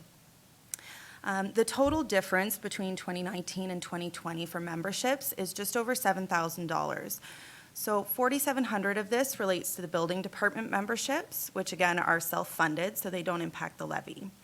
A total of about $2,600 of the increase was for levy-funded memberships. So about $1,500 of this was an additional cybersecurity membership. And there's a total difference between the HR, about $1,100 of the $2,600 was for pricing and inflationary increases. So moving on to page 109 of the agenda package. This is showing a breakdown of the 2020 levy-funded professional development by department and compares it to the allocation from HR. And again, it doesn't include the building department because it's self-funded. So I think it's really important to note here that the allocations for professional development affect a number of different line items. So these items in the budget include professional development. So right now, it's showing an increase of just over $31,000. But the 2020 amount includes both professional development and conferences. Those two lines were combined for 2020. So the conferences line is showing a decrease of the full 2019 budget of just over $19,000, which offsets the $35,000 increase in professional development. There's also a health and safety committee line, which is showing an increase of $5,000 in 2020. And again, this was just allocated out of the professional development total for 2020. There's also another line item in 2020 called corporate-wide training. And again, this was taken out of the total 2019 professional development pot and moved into a separate line item. So the total variance we're looking at all together with all of these four accounts is just over $24,000. And this is made up of just under $12,000 for the building department, which again is self-funded, so there's no levy impact. There's also decreases in professional development in both the library and the election budget. And these weren't included in the summary because they were previously reported as separate professional development lines. So overall, in the spreadsheet that was provided, there's $15,000 in levy-funded training, increase, of $15,000. So $2,100 of this is cybersecurity training that's required going forward. $2,100 was for the service level change related to the short-term rental accommodations. There was an $8,000 increase in operations and protective services training, an increase of $800 in aquatics training, and approximately $1,500 was due to pricing and inflationary increases.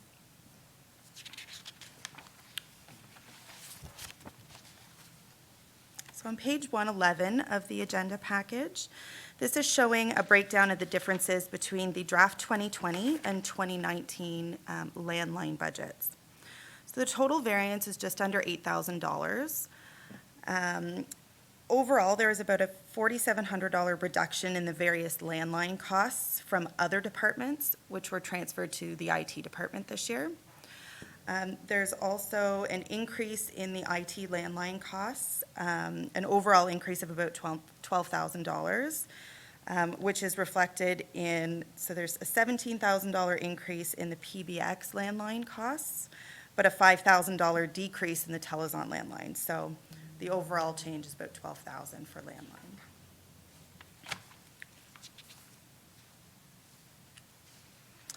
Okay, so on page 113 of the agenda package, this schedule is showing a comparison of the travel expenses. So this includes both meals and accommodations and mileage. It's broken down by department and shows the difference between the 2020 proposed budget and the 2019 budget. It's also showing a comparison between the 2019 budget and the 2019 actuals to date. So between the two budget years, 2019 and 2020, there's a variance of about $4,100. So this is made up of $2,200 related to the building department, which again doesn't impact the levy. There's a reduction of $1,500 in the library and a further $1,500 for the 55-plus winter games that's not happening in 2020. So overall, there's an increase of $4,900 across all of the other departments. And this is based on historical spending, inflation, and anticipated training needs for 2020.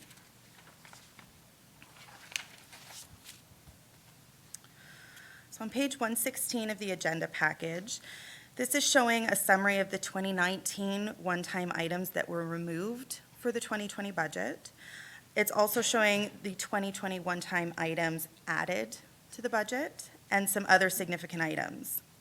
So I think it's important to note that this list may not be exhaustive, but is meant to highlight some of the major items added and removed from the 2019-2020 budgets. So there's a total of approximately $141,000 in items removed that were levy funded last year, and about $58,000 added for 2020. The largest one-time project with a levy impact for 2020 is the pool shutdown for $25,000. So there are a number of other large dollar value projects for 2020 that are to be funded through the reserves, so there's no levy impact. So these include things like the secondary plan for $50,000 and the pool assessment of $30,000.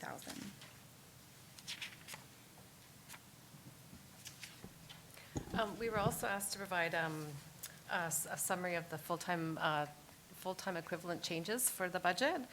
So that can be found on page 118 of the agenda, 118 of the agenda.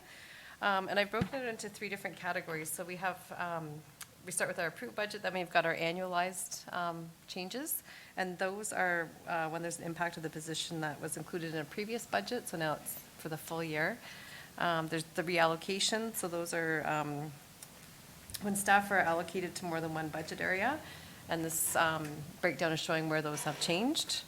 And then also the reductions and additions, so that would just be adding adding or removing employee hours or positions. So just to highlight just a few, for annualized, the 4 positions that were added in 2019. For part years were the recreation coordinator, the deputy treasurer, the human resource generalist, and the central service delivery coordinator for the library. So the impact, the remainder of the impact is added into 2020.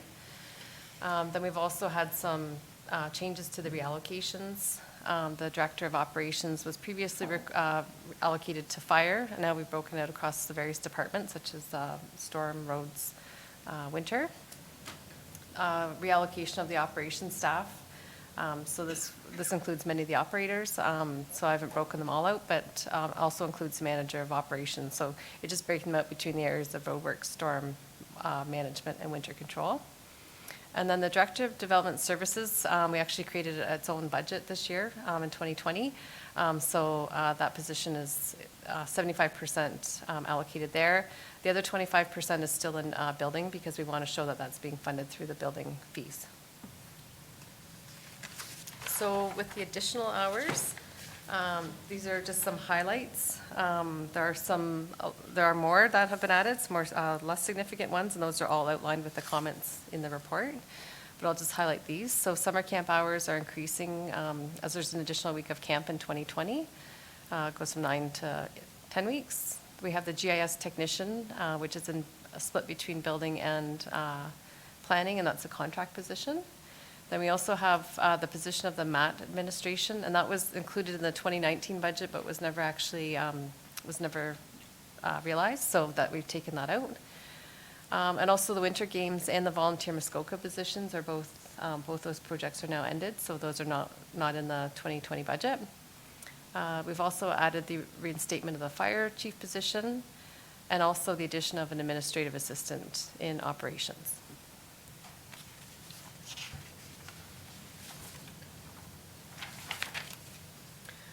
We also were asked to highlight where staff were allocated for each of the budget sheets so that there was a clear breakdown of who was included in what budget, and so there's a bit more of a connection there. So we've provided that on page 121.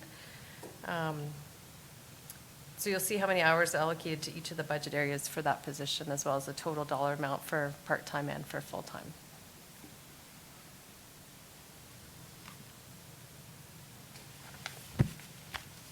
So now we'll get into some of the changes that are being in the package for recommendation.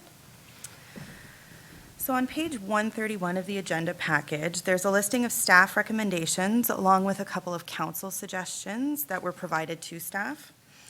So we've grouped these recommendations into categories to make it easier to follow for the proposed resolution.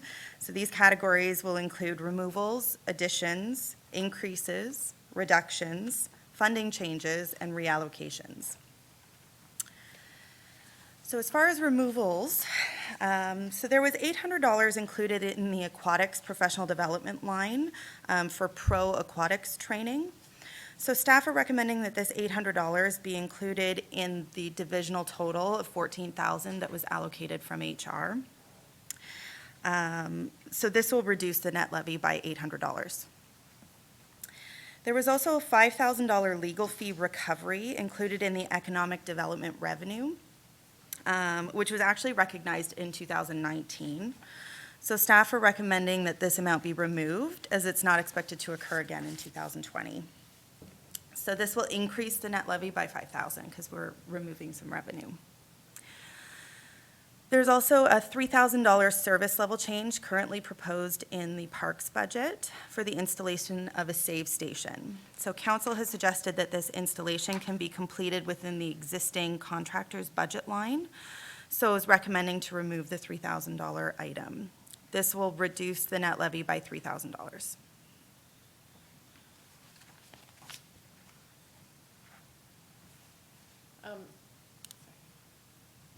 So there were several capital projects that were approved for in the 2019 capital plan that were not able to be completed by the end of 2019.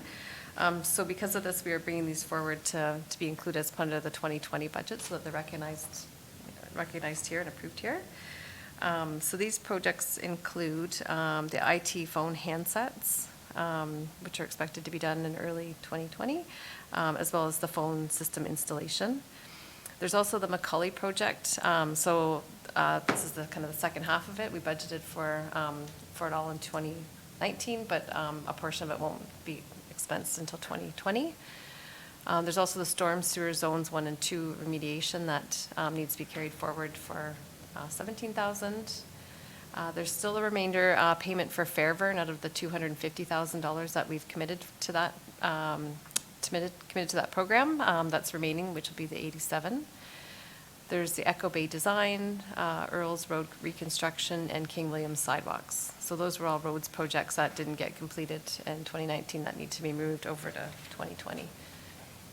And it's important to realize, or to note, that each of these will be coming from reserves, so won't have a levy impact.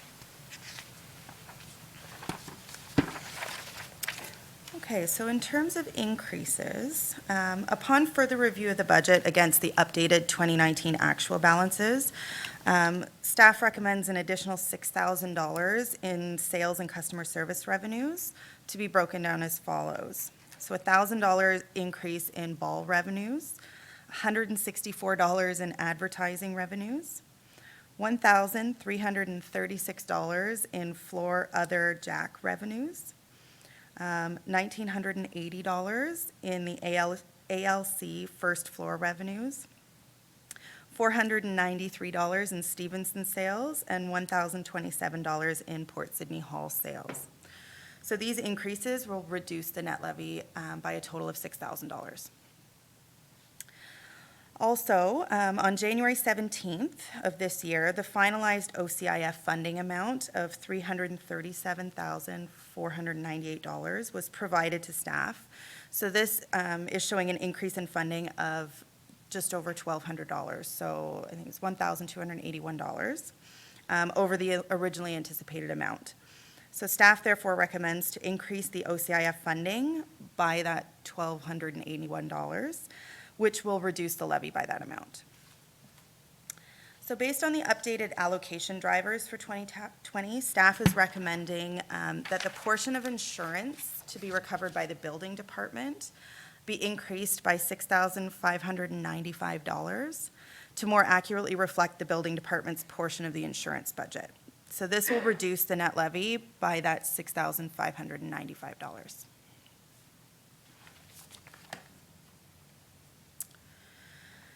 So again, upon further review of the 2020 draft budget to the updated 2019 actual balances, staff is recommending the following with respect to the Canada Summit Centre utilities. That there be a reduction of $3,000 in sewer, which is consistent with the 4-year average costs, plus $3,000 for the 2020 one-time pool shutdown. Staff's also recommending a reduction of $3,000 in the water budget, which is consistent, again, with the four-year average cost plus $10,000 for the pool shutdown for 2020. Staff's also proposing a reduction of $7,000 in natural gas. So a detailed analysis of the usage rate and rebates was undertaken since the 2019 actual amounts varied significantly from the budget. This was largely due to the fact that there were two rebates received this year for just over $12,000. It was almost $13,000 related to previous years that were recorded in 2019. So these rebates are recorded in the year in which we received them because there's no guarantee that we're going to get a rebate every year, and we can't reasonably estimate the amount of the rebate that we're going to receive, if any. Usage was also down in 2019, which can be attributed to the fact that there were 4 gas-fired hot water tanks that were replaced with 2 efficient boilers. A detailed calculation of the estimated 2020 natural gas budget has been provided on page 132 of the agenda package. So essentially, this reduction would ensure that the natural gas budget for 2020 is consistent with the 3-year natural gas average, plus $2,000 for the 2020 pool shutdown. The total utility changes will reduce the net levy by a total of $13,000. There was an additional $8,000 included in the Operations and Protective Services Professional Development over and above the allocation provided from HR. So staff is recommending that this be reduced by $4,000. $3,000 reduction in fire professional development and $1,000 in cemeteries. So these professional development changes will reduce the net levy by $4,000 total. Again, upon further review against the 2019 actual balances, staff is also recommending that the Parks, Meals, and Accommodation budget line be reduced by $1,300 to be more consistent with the historical spending. This will reduce the net levy by the $1,300. General roads consulting is recommended to be reduced by $10,000 to be more consistent with historical spending. And again, that will reduce the net levy by the $10,000. So to reflect the estimated savings related to a corporate services restructuring, staff is recommending a reduction of $10,000 in the corporate services salary, wages, and benefits line. This will reduce the net levy by the $10,000. And it's also proposed that a reduction in the finance budget for affordable housing rebates of $10,000. And this was suggested by council in anticipation that the short-term rental MAT monies will fund these costs going forward from 2021 onwards.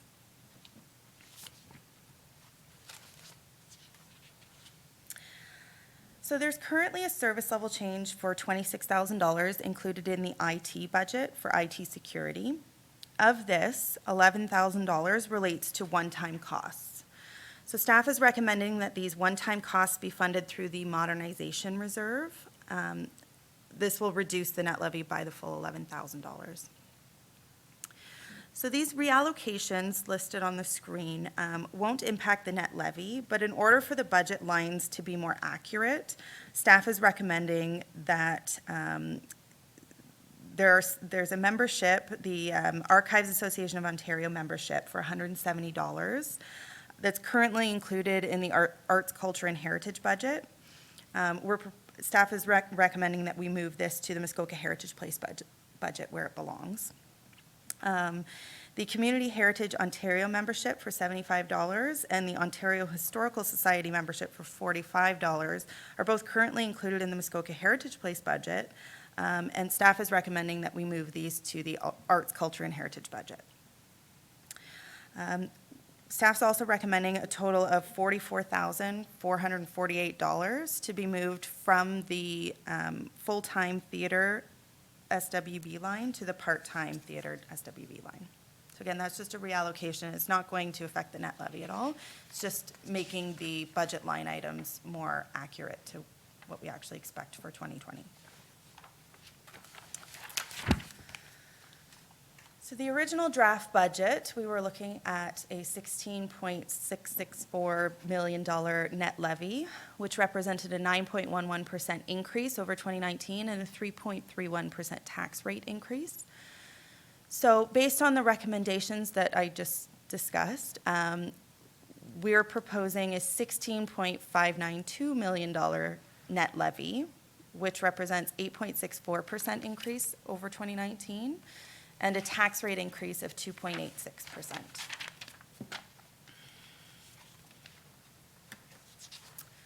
So this is showing the impact to the taxpayer. So the top table is showing the current draft budget without the proposed recommendation, or the recommendations that we just discussed. So the district tax rate is estimated to be reduced this year based on a net levy increase of 2.8%, and the education rates have been decreased for 2020 as well. So this means that under the original proposed 2020 budget, for a property assessed at $300,000, the property tax bill is estimated to decrease by about $9 for 2020. So if the recommendations we previously discussed are adopted, the $300,000 property would see a property tax bill reduction estimated at about $14 for 2020. So this calculation assumes that the property tax assessment has remained consistent with 2019 at $300,000, but there is an estimated phased-in growth for 2020 of 2.3%. So if we apply this to the $300,000 assessment, we're looking at an increase of about $67 for 2020.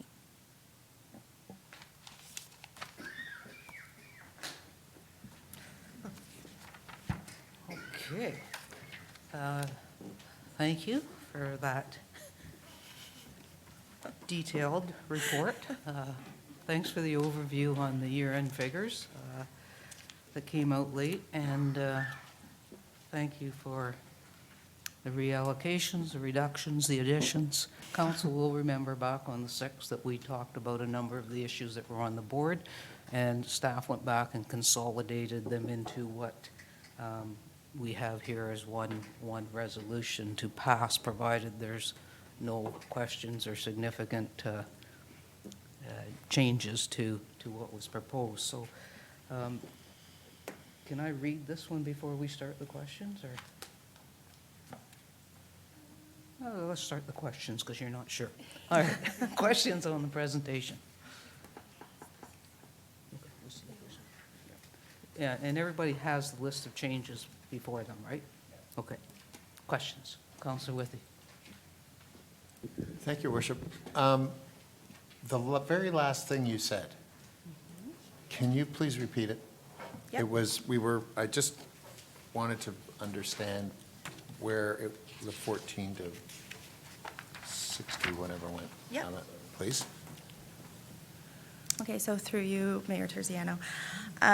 So the calculations that were, the tables that were showing on the slide, that assumed that the assessment of the 300,000 stayed the same, right? So we Yeah. were looking at a $14 reduction based on a $300,000 assessment for 2020. Yep.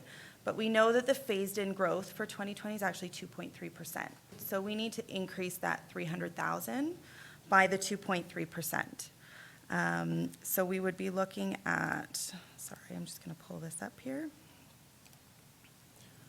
So we'd be looking at an assessment for 2020 of $306,900. So if you apply the town tax rate, the district rate, and the education rates, overall, we're looking at a $67 increase. And that includes the assessment growth. Includes the assessment growth. Okay. Can I just add to that, there isn't one set increase to all assessment. You could have different rates, like some people could go up further, some people could go down further. We're just taking an average rate for that. Yeah, I understand that. Other questions?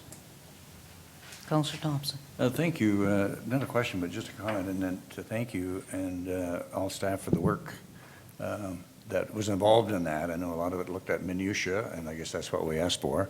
And we just spent an hour looking at it. But anyway, I just wanted to thank you for the report and everyone that contributed to it, because That's what you were asked to do, and you obviously came through, so thank you.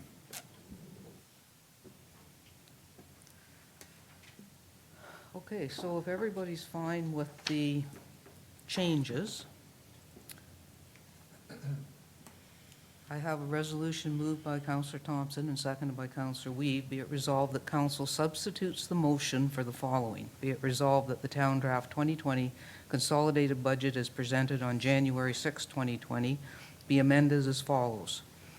And it is exactly what you have in front of you, and I'm not going to read 2 pages worth of removals and additions. But at the end of the day, it says that further that the town draft 2020 consolidated budget as amended be approved with a total levy of $16,592,461. Questions? All in favor? And that's carried.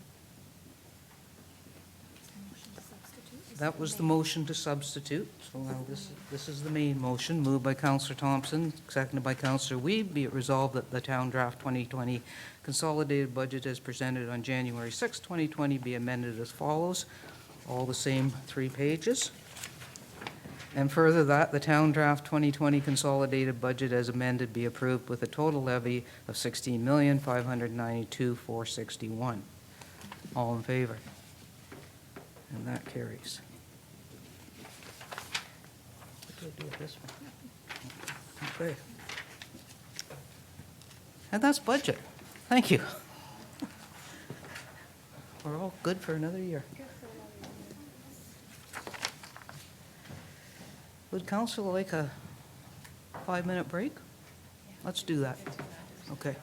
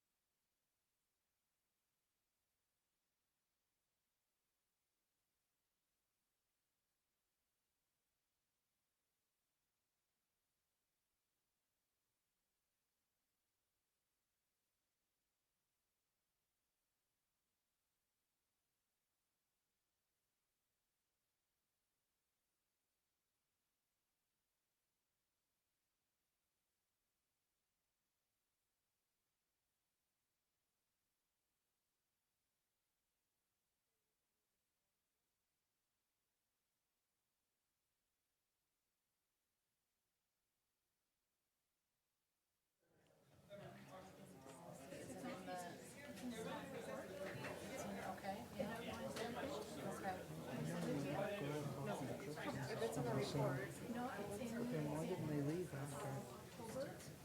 You guys told me you can't do so.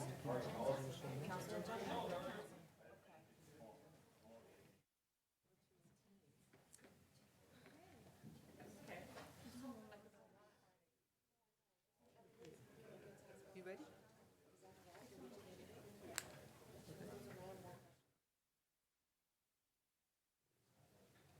Okay, we're all back.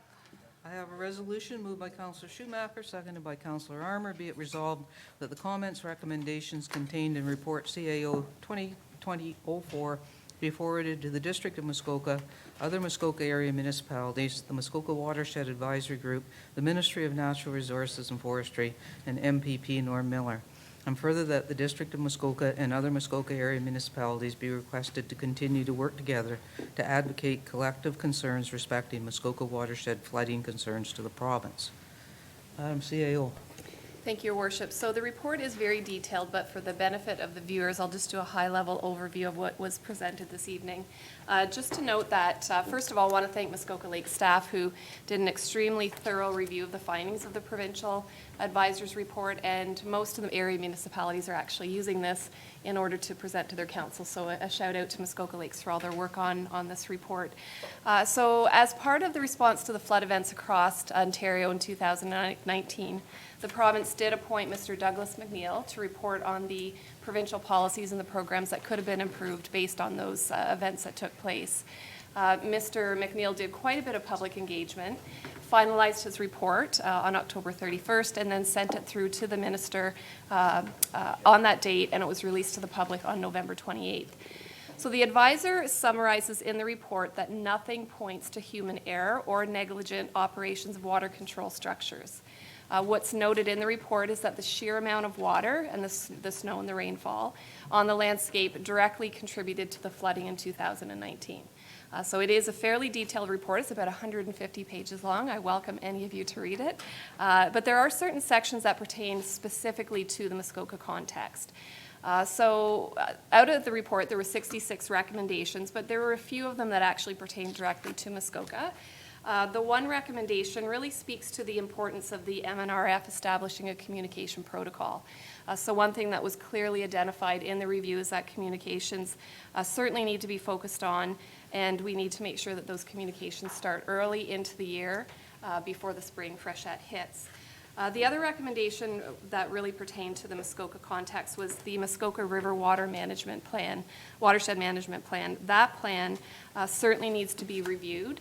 And that's the recommendation of the advisor, and certainly the recommendation supported by area municipalities, recognizing that the information really doesn't take into context any of the changes to climate change, and there's really a need to have to revisit that plan to make sure that those permissions are in there. The other thing that was identified was that the flood mapping and development was certainly outdated, and that it needs to really be updated to reflect some changes with respect to the watershed and the areas that are affected. So although there's a lot of recommendations in the report, there are only a few that have the Muskoka context that we really want to identify, and those are contained in the report, and it is recommended that it go to the different agencies that are currently working on watershed, including a Muskoka advisory group that's been established by the province to come back with recommendations on the update of the Muskoka River Water Management Plan. So the report is very detailed. That's really a high-level version of what was in the report, and I'd be happy to answer any questions you may have. Questions from council. Councillor Thompson. Thank you, Your Worship. Don't know if it was in the report or not, Madam CAO. I'm just wondering if there were recommendations, okay, with regards to establishing new contours with regards to building limits and so on and so forth. I think in Huntsville here, I think I think the threshold for building is 285.5 meters above sea level type of thing, and anything above that, okay, is considered to be okay for building residences, that kind of thing. I wonder, were there any recommendations in that with regard to changing that particular contour level, that contour limit? To Your Worship. I can't think offhand specifically if there was anything directly related to that. When they do the mapping of the flood areas, I believe that would all be taken into context about whether those contours need to be changed. But I think that would really fall under the need to update the flood mapping. It was identified in the report that unfortunately the downtown area wasn't even identified in the flood mapping, so that all certainly needs to be included in it, but I couldn't speak specifically if they're talking about the contours and the changes and the levels of what is going to flood, but that would be part of the process. And if I may add, Your Worship, on the Schedule A of the report, there's many other recommendations with our position on that, so I've only highlighted a few during the presentation, so council would have seen those recommendations attached. I think there's also some talk about a minister's order to actually, at some point, stop us from allowing future development on floodplain areas in there, and whether that recommendation will go anywhere or not. And I mean, I know we've looked at that through our planning, but we do tend to make exceptions, and it doesn't address places that are already in natural floodplains, so. If I can expand on that, one of the mentions in the report was talking about the limitations within the river water management plan, where it speaks to how high or low the ministry can actually adjust the water levels. And that's very restrictive when we have climate change and snow content and precipitation that we're not expecting, that the ministry can only raise and lower the water levels as per what's identified in the plan. So there is a suggestion in the report and a recommendation that the minister actually provide a ministerial order that allows some flexibility. So in the event that we see those peaks during the freshets, that the ministry has a little bit more ability to actually adjust those levels. So that is another recommendation in the report.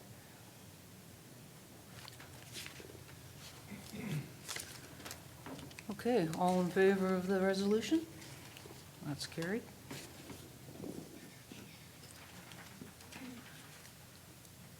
Okay, we're going to move on to River Mill Park. And the director has a PowerPoint presentation.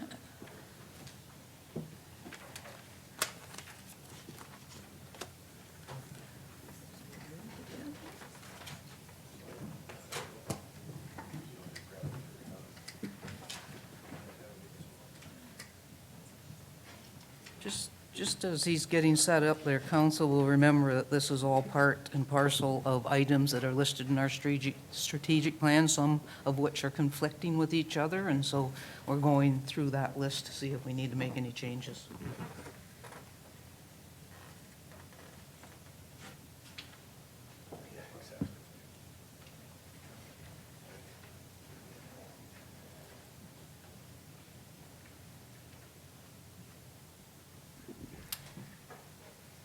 Thank you, Mayor Terziano.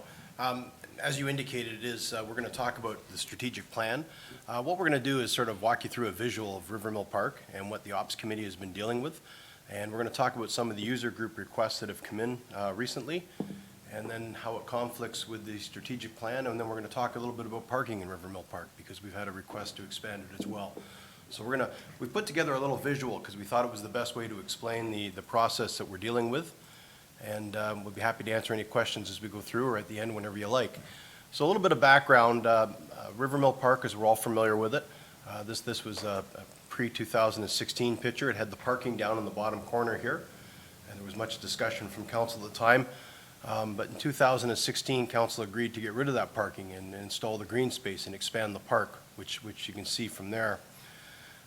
There's been many other fixtures that are in the park, which are fixed objects that can't be moved. And obviously the big red square you're looking at in this area is the theater, the band shell, if you will. There is a small pumping station district-owned structure over here, which is underground. There is a hydro pole and a large voltage system on that. And I know the committee, Councillor Withey asked about the possibilities of moving that pole. $90,000 to move that pole because of the relocation work that has to go on with hydro and whatnot for across the way. Then we have some small storage buildings. They're not fixed objects. They could be moved, but they're part of the theater, if you will, or part of the stage area right now. So if you look at it, from the way we look at it, that is your current event space down in the park, out in front of the theater. that can be used, as we've seen, for many different activities and events down in that area. Right now, we also have an outdoor rink behind the theater, if you will. It's seasonal. It's in on the first-year try. The BIA has put it down there. I think we heard earlier tonight, somebody mentioned that it's in fact is open again. I know they had some weather problems, but it's back up and running, and if you haven't seen it, you should go down and take a look. They've done a nice job with the lights down there and whatnot. So the first request that we had a few weeks ago or a few months ago at committee level was a presentation from the community garden. And the people with the community garden has come to the committee, and they're looking for an expansion of the garden. So anything I've drawn in here is not to scale. It has not been worked out. We're sort of trying to plot what would go where down in the River Mill Park, if that's the direction that we're given, is to make room for all this. So there is, up in this area, we've said, okay, if we're going to expand the garden, it would probably be out in front. Obviously, you can't go up the hill and you can't go into the river, so it would have to be out in front of the garden in some fashion if that's the direction we get from council. The issue of parking down here, and we'll go into a few more detailed drawings, and this is what started at the committee level. There was a request from the BIA to expand the parking in River Mill Park. They were looking for some additional parking, and the committee was looking at this. The Ops Committee made no recommendation on this, and staff made no recommendation, because this is where it starts to conflict with our strategic plan. We have been directed by staff to look at removing the parking lot in River Mill Park. So it's kind of hard for us when we have council direction to remove the parking to come back with a recommendation as to where we should add parking in River Mill Park. And this is where the conflicts really start within the plan and the park use. So one of the plans that was put together if we were to expand the parking in River Mill Park was parallel parking to the road. We didn't take it all the way down, and you can see this shows the old mapping, around the corner, because this is quite a landscape feature down there now, and is a nice separation between the dock and the parking lot. But basically, we've worked out that there's room for about 6 parking spaces down through there if we were to put some parallel parking in, if that's council's wishes. There was also a request that maybe it's time to put a proper walking path, hard surface 1.5 meter wide walking path that would get you down to the dock from the parking lot area, from the pergola area. If we went ahead with this, it would be approximately 40 meters in length, approximately, and I've got it on the next slide, meter and a half wide, and 40 meters long. That meter and a half is wrong. That's 3 meters wide, I believe. 40 meters long and 3 meters wide. And if we added the hard surface parking area, it would be another meter and a half for the walking trail or the sidewalk, at the total cost of $57,000. Plus the relocation services. There is some underground fiber optics that have gone in the last year or two that would have to be relocated, but we don't think that's a huge cost. The other option we had to look at for additional parking down on River Mill, if that's the direction we want to go, is angled parking. And by going with angled parking, you're still in the 40-meter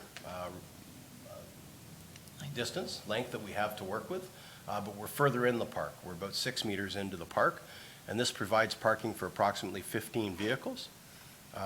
And also, we could add the 1.5 meter wide trail or hard surface sidewalk area to get you down to the town dock if that's so desired. To do that, it's a little bit more money. It's about $67,000, plus, once again, we have to relocate some internet and fiber optics that were put down there for servicing the stores, but we don't feel that's a huge cost.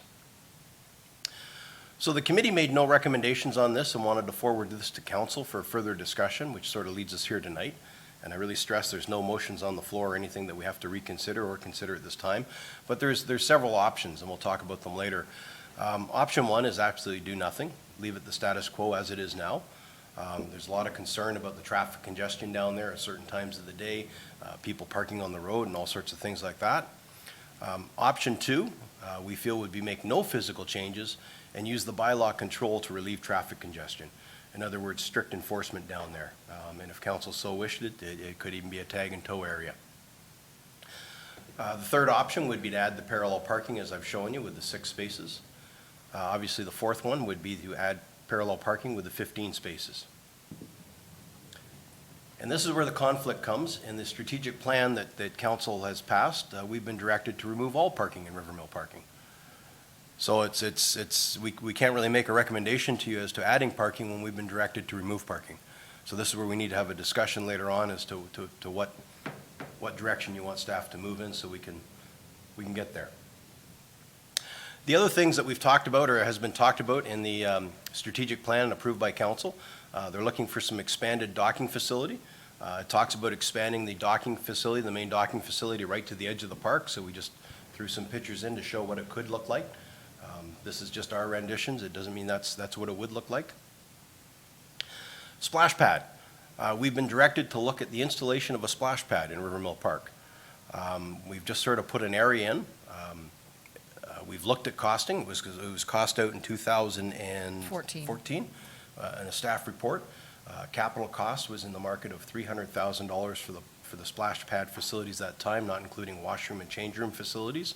And then there's an operation component to it, whether we're going to use town water or whether we're going to draw from the river and clean the water ourselves, or how we're going to deal with it. So there is an operational cost, depending on what you're looking at, anywhere from $40,000 to $65,000 a year, and we can nail those numbers down if that's the direction council still wants us to go. So when you put everything in the park that's being requested, it leaves us an event area of that size. We feel it's really starting to encroach on the whole area, is taking away from the stage that was put down there, the whole concept of the park, and that's why we're looking for some direction from council. Without those things, that in our mind is the event area. So that's where we are today, looking for some direction from council. Once council reconfirms their priorities in the strategic plan, we'd be happy to bring back a more detailed plan. But the strategic plan right now talks about removing River Mill parking lot. The BIA is requesting additional parking down in the River Mill parking area. The strategic plan talks about extending the town dock to the far edge of River Mill Park. We understand that one. It also talks about construction of the splash pad in River Mill Park. And as we indicated, it would increase the demand for washrooms and change facilities that would have to be dealt with in that area as well. The strategic plan talks about removing the existing community garden to a larger location. The community garden group made a presentation to committee looking to expand at that location. Staff have been directed to look for another location. We have had some preliminary discussions with other property owners where we feel a site could be adequately found and looked after. We have not shared this in detail with the community garden people because we were looking for some direction from council. But we heard from the community garden people what they liked. They liked the location, they liked visibility, it needed to be near the park, it needed to have access to water, and they were looking for flat ground. Through some connections that Councillor Thompson has down at the district, we've moved some of our discussions with the district forward on their Mountain View plant location over there, and we feel there is a site that could be adequate for that as well, but we're looking for direction from council. Are we still looking for another site, or do you want to expand the existing site in the park, or what do we want to do with that? There's a few other things in the strategic plan, not so much with the River Mill Park, but we understand it's all part of the waterfront. Boat launches, more of them. We get that, we hear it. Access to water amenities. This is talking about providing more access to people for swim areas, for docking areas. It's more of a motherhood statement. It's just telling us in the direction that we're moving in. People want more access to the water. Water fountains. Water fountains and art features. I can tell you right now, the Rotary Club of Huntsville has started negotiations or discussions with the park staff about a possible water fountain and a bottle filling station and a water park or water fountain for animals. And they're looking down in the River Mill area too to see if there's a possible location down there that they could place it, or is there somewhere else that would make more sense. So we're starting into the discussions with those people at this point in time, and something will be brought back to committee and council shortly once we narrow that one down. As I said, once we get some direction tonight, staff will go away and we will work on that, and we'll bring you back a vision based on council's direction, including all possible properties that we have on what we can do to meet the requirements of the community and the wishes of the strategic plan. But we've got some conflicting stuff right now, and we just need some direction as to which way you'd like us to move. So the issues that we've got that we feel we need discussion on is the parking options. So we can figure out what we're doing with parking, if we're doing anything, and where we're going to do it. And then from there, we'd like to talk about these, reconfirm that these are your strategic plan priorities, or if some of these are to be removed or delayed, we need to know that as well so we can move forward. So Mayor Terziano, I think that is basically where we sit right now, and happy to answer any questions. Colleen obviously has done a lot of work on this and here to give us all the information we need. Thank you, Steve and Colleen. First, I'm going to use one of Brian Thompson's favorite terms, and that's that River Mill Park is our jewel.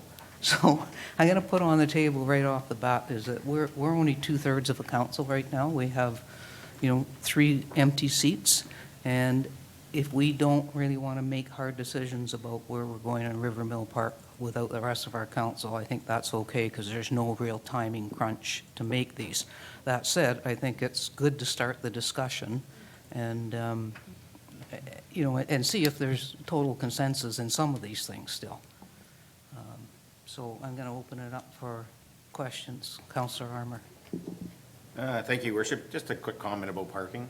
I don't think we're ever going to have enough parking, whether you add 15 spaces, 6 spaces, or build a tower down there. People always like to park as close as they can to the stores they want to enter, so I think we can easily just dismiss the adding parking, in my opinion. But keep what we currently have. Councillor Withy. Thank you, Worship. Here's my wish list. No parking, no new parking around the park. That's ridiculous to me. No splash pad. Keep the garden where it is and expand it.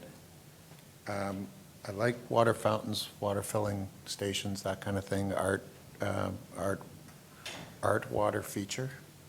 I don't know who Art Water is, but if he wants to put a feature there, that's okay. And I think, when you look at these overviews on these things, I often wondered, why and this is something new, you couldn't flip the playground in the existing parking lot somehow, to sort of make a continuum from green from the river up as far as you could to the road. But I'm just throwing that out there. And I would throw money at getting rid of that ugly hydro pole. That's the last thing I'm going to say. Thanks. Councillor Thompson. Thank you, Your Worship. I would be of the opinion, number one, of actually expanding parking in River Mill Park. I think when we had our strategic plan of 2001 or 2002, the overriding principle behind the plan was to enhance our downtown area and make it much more viable, given the competition that was coming from Commerce Park and now with other areas, of course, that have expanded, other business areas that have expanded. So I think it's more critical than ever that we keep that in mind, okay, with our downtown core. And that means, of course, getting people to or getting parking or accessible access to that area. And I think that if we can expand parking there, we can do that. And I think we can, when we look at the long-range plan, which we're probably looking at maybe in a couple of months, but in terms of expanding, we could expand the park as well because of the Klahani Garden. I think we can find a better location for that. They want more space. It's hard to give them more space where they are. They want it more accessible. It's hard to make it accessible without a great deal of cost. I think we can provide them with all of those things and make them happy in the process, but in the meanwhile expand the park. And that would more than compensate for any additional parking that we might have. The idea of a splash pad, I've never ever been in favor of that, given the cost of it, number one, but it also leads to additional costs, okay, with regards to providing water for it and treating the water, and do we use district water, do we use the river water, and then we have to treat that water. Regardless, it has to be treated before it goes back into the river type of thing. As far as water fountains and so on and so forth are concerned, I think it'd be nice to have some kind of a drinking fountain down there. I think if that's what that's supposed to be, or are we looking at a decorative water fountain, like having our own Trevi fountain or whatever, wouldn't that be nice?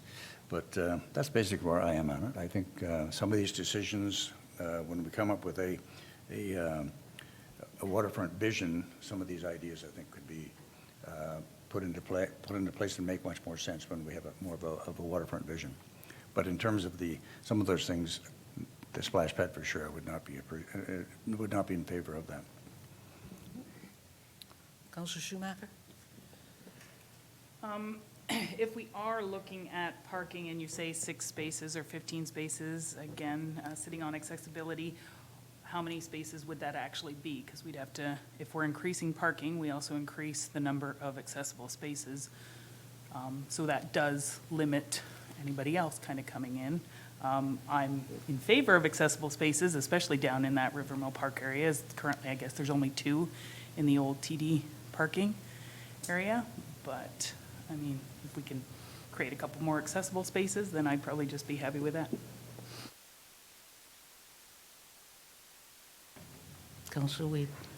I figure I'd take my opportunity to weigh in. I concur with probably most of what Councillor Withey has said. I think that while I recognize how well-used and enjoyable a splash pad would be for kids now, I think it would be a huge draw. I think the kids in this community would go bonkers for it, frankly. However, what we'd be doing in a sense is creating yet another attraction that would really want to draw kids in, and that means parents dropping kids and parking, et cetera. I think we would exacerbate the problem there beyond anything we can imagine. So it would come at a cost for sure. I also can't quite get my head around the conflict of the pedestrian, the invitation of pedestrians with creating more traffic and more congestion in that area. I don't know exactly what the solution is because there is some private parking there, and I don't think that'll go away. So you can't blame someone who's new to the community for seeing cars parked and wanting to think, maybe we should go down and look for parking. And it creates this bottleneck, and I don't think unfortunately, I don't think adding more spaces is going to help that. I think it's going to invite more people to try and muscle their way in, and it seems a losing battle. I would also definitely encourage us to look very seriously at flipping the playground with the parking lot. Why that is like that, who made those decisions way back when, I don't know, but I hear it constantly, even to this day, that it makes no sense. So, if we were going to tackle this as a vision and really get community support behind it, I think that's one of the things that we should look at. I also wouldn't be in favor of moving the community garden just yet unless there was buy-in from the group. If the group felt that there was a better space with more room and better accessibility, then I'm all ears. But until we hear that, I'm not so sure. So I like the idea of expanding the waterfront docking area as well. So I don't know if that's just me talking for a minute. So thanks. Okay, I'm going to share a meeting that I had probably a couple of months ago now, because Kim's in the audience, who is the head of the community garden, and they made the presentation and did say they wanted to stay where they were and expand. So I pitched the idea about moving the community garden over to Mount View, which is on the transit and near water, and it's a big flat area. And Kim's response to that is, it's really not the location they want. They like the location, and she outlined many reasons as to why they like the current location. My suggestion was, you know what?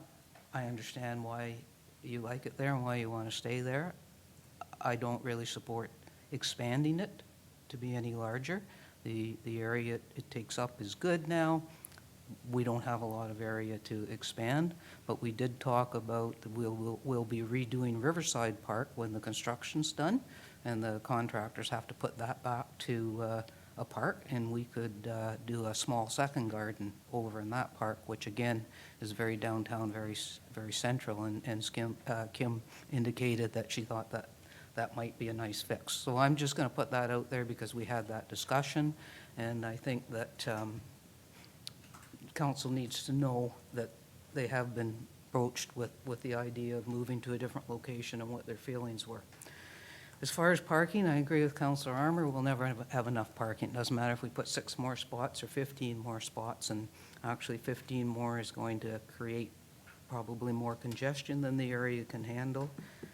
So I think as long as we call it River Mill Park. We should keep as much of it a park as possible. The splash pad, I don't know if we ever end up with a splash pad. I don't think that's the location for it if we do, so I think it should be off the table as far as that location. That's my 2 cents. Counselor Thompson.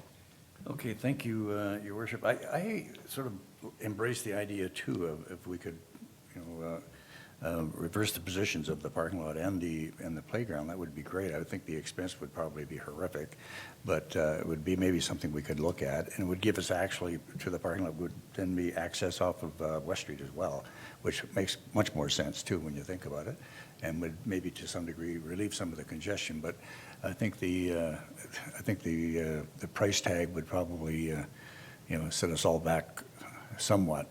As far as the community garden is concerned, it's, I mean, I don't want to be disrespectful, but it's not really, it's not something that draws your attention as something that's really nice to look at, if you know what I mean. I mean, I know they could work at it and probably make it more presentable in that way, and I'm sure that they would probably want to do that.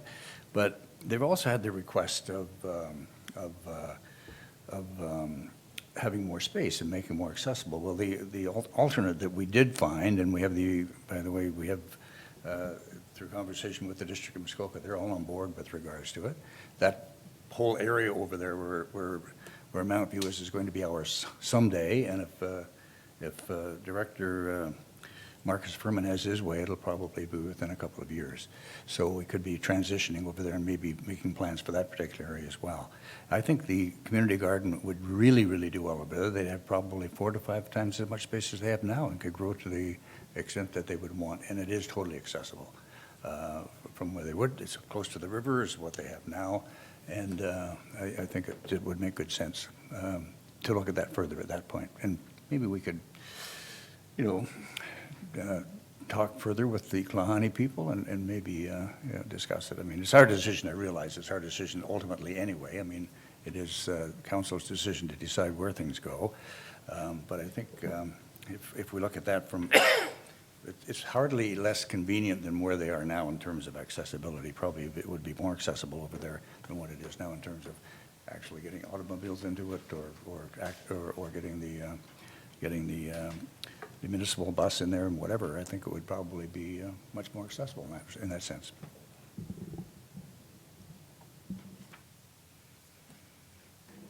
How does council feel about actually making some decisions tonight? Are you prepared to make decisions, or do you want to kick this off for a month?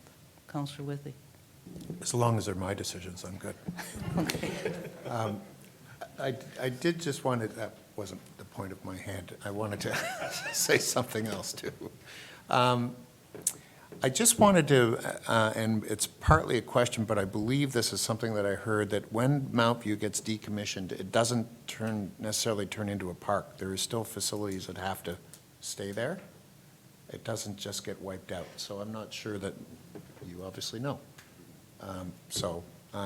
Anyways, I still stand by keeping the community garden where it is. I think it's a nice feature. It's a different thing in a community place, and I think it's, I like it. So, anyway, I just wasn't sure about that. Councillor Thompson, did you want to respond to that? I can. Yeah, the structures that are there now, okay, will be gone. They will be removed, be replaced by a pumping station, and a pumping station will be in a different location from what they are now, from where they are now, probably at a higher elevation on that property, because it is, as we know, that also is a floodplain area type of thing as well, which has created some problems in the past with spring flooding. So there will be a pumping station, but that will be it, and everything else will be removed. And it is, when we walk that property, I think council, if you took the time to go down there and take a look, it's a pretty large piece of property, actually. So there's a lot of room down there for future parks or however we would want to use that. Councillor Weed? Thank you, Your Worship. I'm actually not comfortable making any decisions tonight. I'd prefer to have this, as we've done, out in the public sphere, and I want to invite more commentary from the people of the community. I want to invite, obviously, when we have a full complement, to really have all those decisions be made. I don't think there's a rush to make any decision the next month, so my vote would be to just put this out there and reconvene in a month or two. Counselor Armour? Thank you, Worship. I echo those for sure. The only thing, if we had a resolution come to the table, I think I'd like to see it broken down into individual items instead of having them all in one, so we're not going to be rewriting it. So if it's the splash pad, for example, and we vote against it, then it's gone. I think that would be a lot easier than having everything on paper. And we can certainly do that. We have no resolutions prepared for tonight. And I think we can prepare individual resolutions to deal with the different items for the next meeting. Counselor Schumacher? I was just going to echo what Councillor Armour was saying. Yeah, like, I mean, we want to keep the community garden there, so that's its own entity, than having a lump sum of all of these together, where one might be removed, one might be added. I think we need to deal with each one sort of separately that's come forward. But I'm willing to, as Councillor Weeb said, wait till next month. And Director Hernan, there's nothing critical as far as a decision? No, staff is just working through the strategic plan and trying to get our work done, and if you want us to wait a month or two on this, we got lots of other projects we can work on. Okay. With that, we'll move on. Thank you very much. I guess the only thing I will point out, and not to complicate things, if you decide in 2 months' time you want a new parking lot built, it won't be built by summertime. If you wanted infrastructure done and you wanted it for this summer, and I think council's good with that, if you decide 2 months from now that you want something, I don't think it'll be there by June 1st. Just throw it out.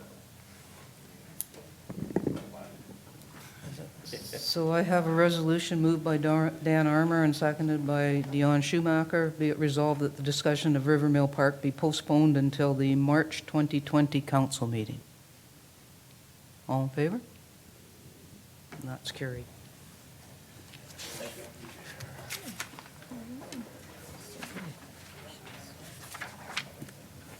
All right. All right, bylaws.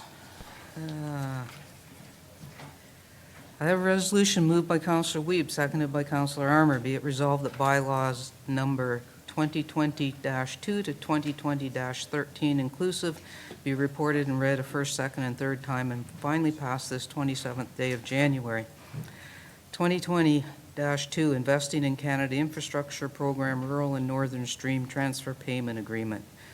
3, Interim Tax Levy 2020. 4, Borrowing Bylaw. 5, Camp Minneowi 600 Evergreen Trail Shore Road Allowance Closure. 6, Howell 2017 Grassmere Road Rezoning. 7, 257-1700 Ontario Inc., 15 Menominee Street Rezoning. 8, Short-Term Rental Accommodation Rezoning. 9, Town of Huntsville Housekeeping Rezoning. 10, Branco 51 Ferguson Road Rezoning. 11, Estate of Airgram and Ison 2805 Burnell Road Rezoning. 12, Muskoka Bible Center 8 Pioneer Avenue Rezoning. And 13, Eads 2030 and 2080 Lone Pine Drive Rezoning. All in favor? That's carried.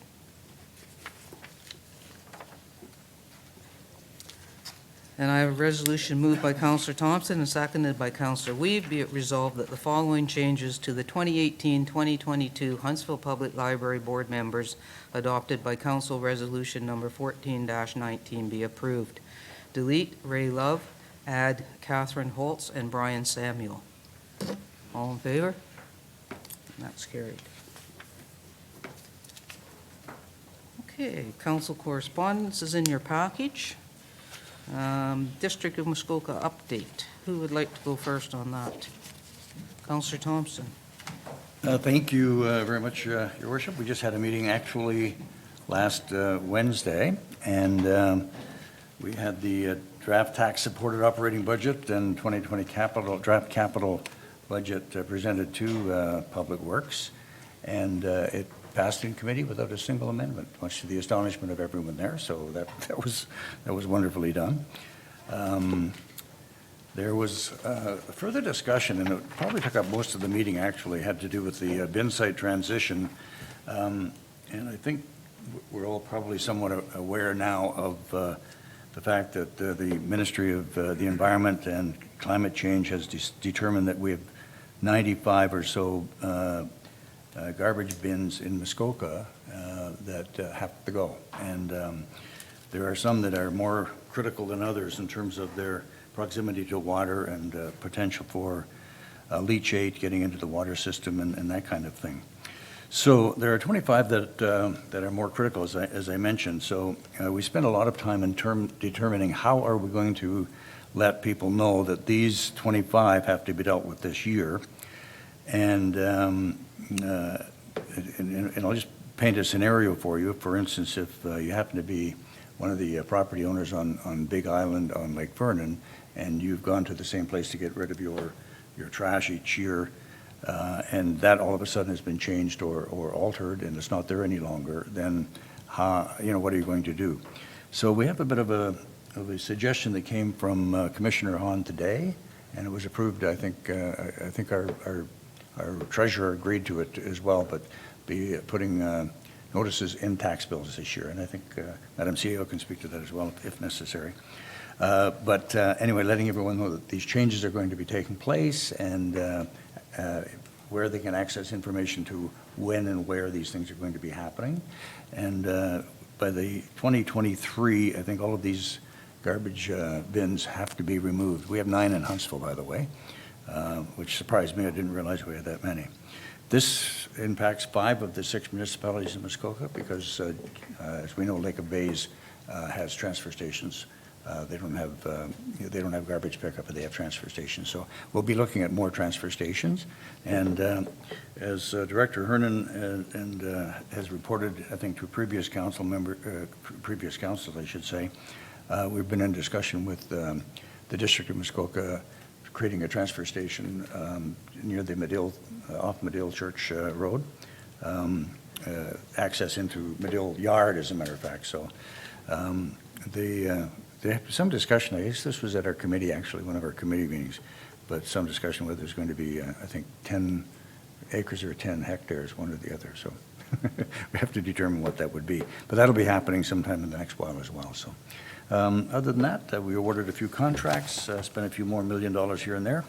And, one of the things that did come up, and I saw it was in somewhere in our agenda tonight, but the Safer Highway 11, there is a recommendation or a letter going to the province of Ontario, and it's very timely because, again, just recently there was another fatal accident on that same stretch of highway that has been discussed, between, I think it was Taylor Road and Lindgren Road here in Huntsville type of thing. So anyway, that's pretty much it. Glad to answer any questions if I can. Are there any questions? Thank you. Councillor Withey, a health update. Thank you. We had our meeting last Thursday morning. Like all the other departments, we were presented the budgets, and it's no surprise that, and no surprise to me anyways, that the budget for the Health Committee is expanding as the committee is brand new and sort of making its way around, looking at things that they're dealing with, and perhaps new things that they might deal with. One of the good news items, there was some issue on whether or not there would be money to maintain the service where the paramedics attend people's homes and take vital signs and things like that. Councillor Armour, I'm missing the name of it. What's the name of that program? It's Community paramedicine. Yes. So I had fielded a number of calls from constituents around Muskoka, very concerned that there may not be budget money to keep that going, and in fact there is money to keep that going, which is very good news. We discussed Fairburn, and that one is looming on the horizon. We will be having a special meeting prior to the next district council meeting on the 18th of February, wherein we will be hopefully passing a resolution to get the application in for 160-bed Fairburn. which is due in by the end of March. Should we miss that, we will be in very grave danger of losing the home entirely, according to the ministry. So we've got to convince some of our compatriots, that our colleagues, that we need to keep this going at whatever the expense is to do that. And it is always, as a lot of these things are, it's about money. But I think that hopefully with all of our efforts anyways, and certainly I know Mayor Terziano has been hard at work at it, we've got to get this across the finish line. It's very vitally important to our community, vitally important to maintaining our hospital, and building out on our campus of care. The current configuration of 76 beds is unsustainable. The 96-bed configuration that we had got approval for a number of years ago is also unsustainable. That project, which myself and Bev Williams managed to get a commitment of $10.5 million out of the district for the 96-bed. The 160 expansion effectively doubles what the budget for that build would be. So therefore, there's a shortfall as far as what we would have to come up with, because the ministry pays for half of those capital builds. So it's a challenge. It's a lot of discussions. It's a lot of numbers and reports, but we were all going to hopefully pull together and get it across the finish line. That's all I got. Thank you. Any questions? Finance was much the same. We did our preliminary review of budget. All of these budgets go to a special committee of the whole at district on February 7th, so there are not a lot of changes that happen at committee, but there may be some on the 7th. One other item of note for maybe Huntsville residents is the solar generation net metering project out at the sewage treatment plant out Golden Pheasant. If anybody's been driving around and see all the solar panels, that's about to come online, and that is going to save some dollars at the plant for electricity costs. So that was pretty much finance. If there's any questions? Okay. And there was no council meeting in January. It was canceled because most people were at Roma, which brings me to the next update, Roma. That was the Rural Ontario Municipal Association Conference down in Toronto. CAO Corey and I went down to it, and we had our 15 minutes in the sun with the Minister of Health once again. Not sure it does any good, but every time we get it, we reinforce our problems here. And so this time we talked about the capital build submission and asked for a quick review of that. We outlined the challenge of the local share for municipalities of our size, and that we don't have the commercial industrial tax base to fund that, and the burden that they place on municipalities for health care just impacts on our other obligations. And we talked to them about, we also asked that they either eliminate the local share or at least place a cap on it for municipalities of our size. And the other one we talked about is the funding model for our current operations for small, medium-sized hospitals, which is unfair, has been unfair for a long time. And the minister said, once again, we're working on it. So let's hope that eventually, one day, that comes to fruition. We also tried to have a delegation with Minister Yakubuski and about the flooding. We weren't successful, but we did talk to his policy advisor, and we were able to give him our briefing notes for the floods here. So hopefully that made his way to the minister's office. Yeah, other than that, it was a good conference. Yeah. Okay, and we have a couple of flag raisings coming up. Scouts and Girl Guides on Friday, February 14th at noon in the Civic Square, if anybody wants to come. And Bell Let's Talk flag to be raised January 29th to the 31st, but it doesn't say anything about an actual ceremony, so it's just going to raise it. Okay. So that's Bell, Let's Talk, January 29th to the 31st. And now we're going into closed session. Oh, yeah, we'll take a little break and Koji can wrap up, and then we're going into closed session.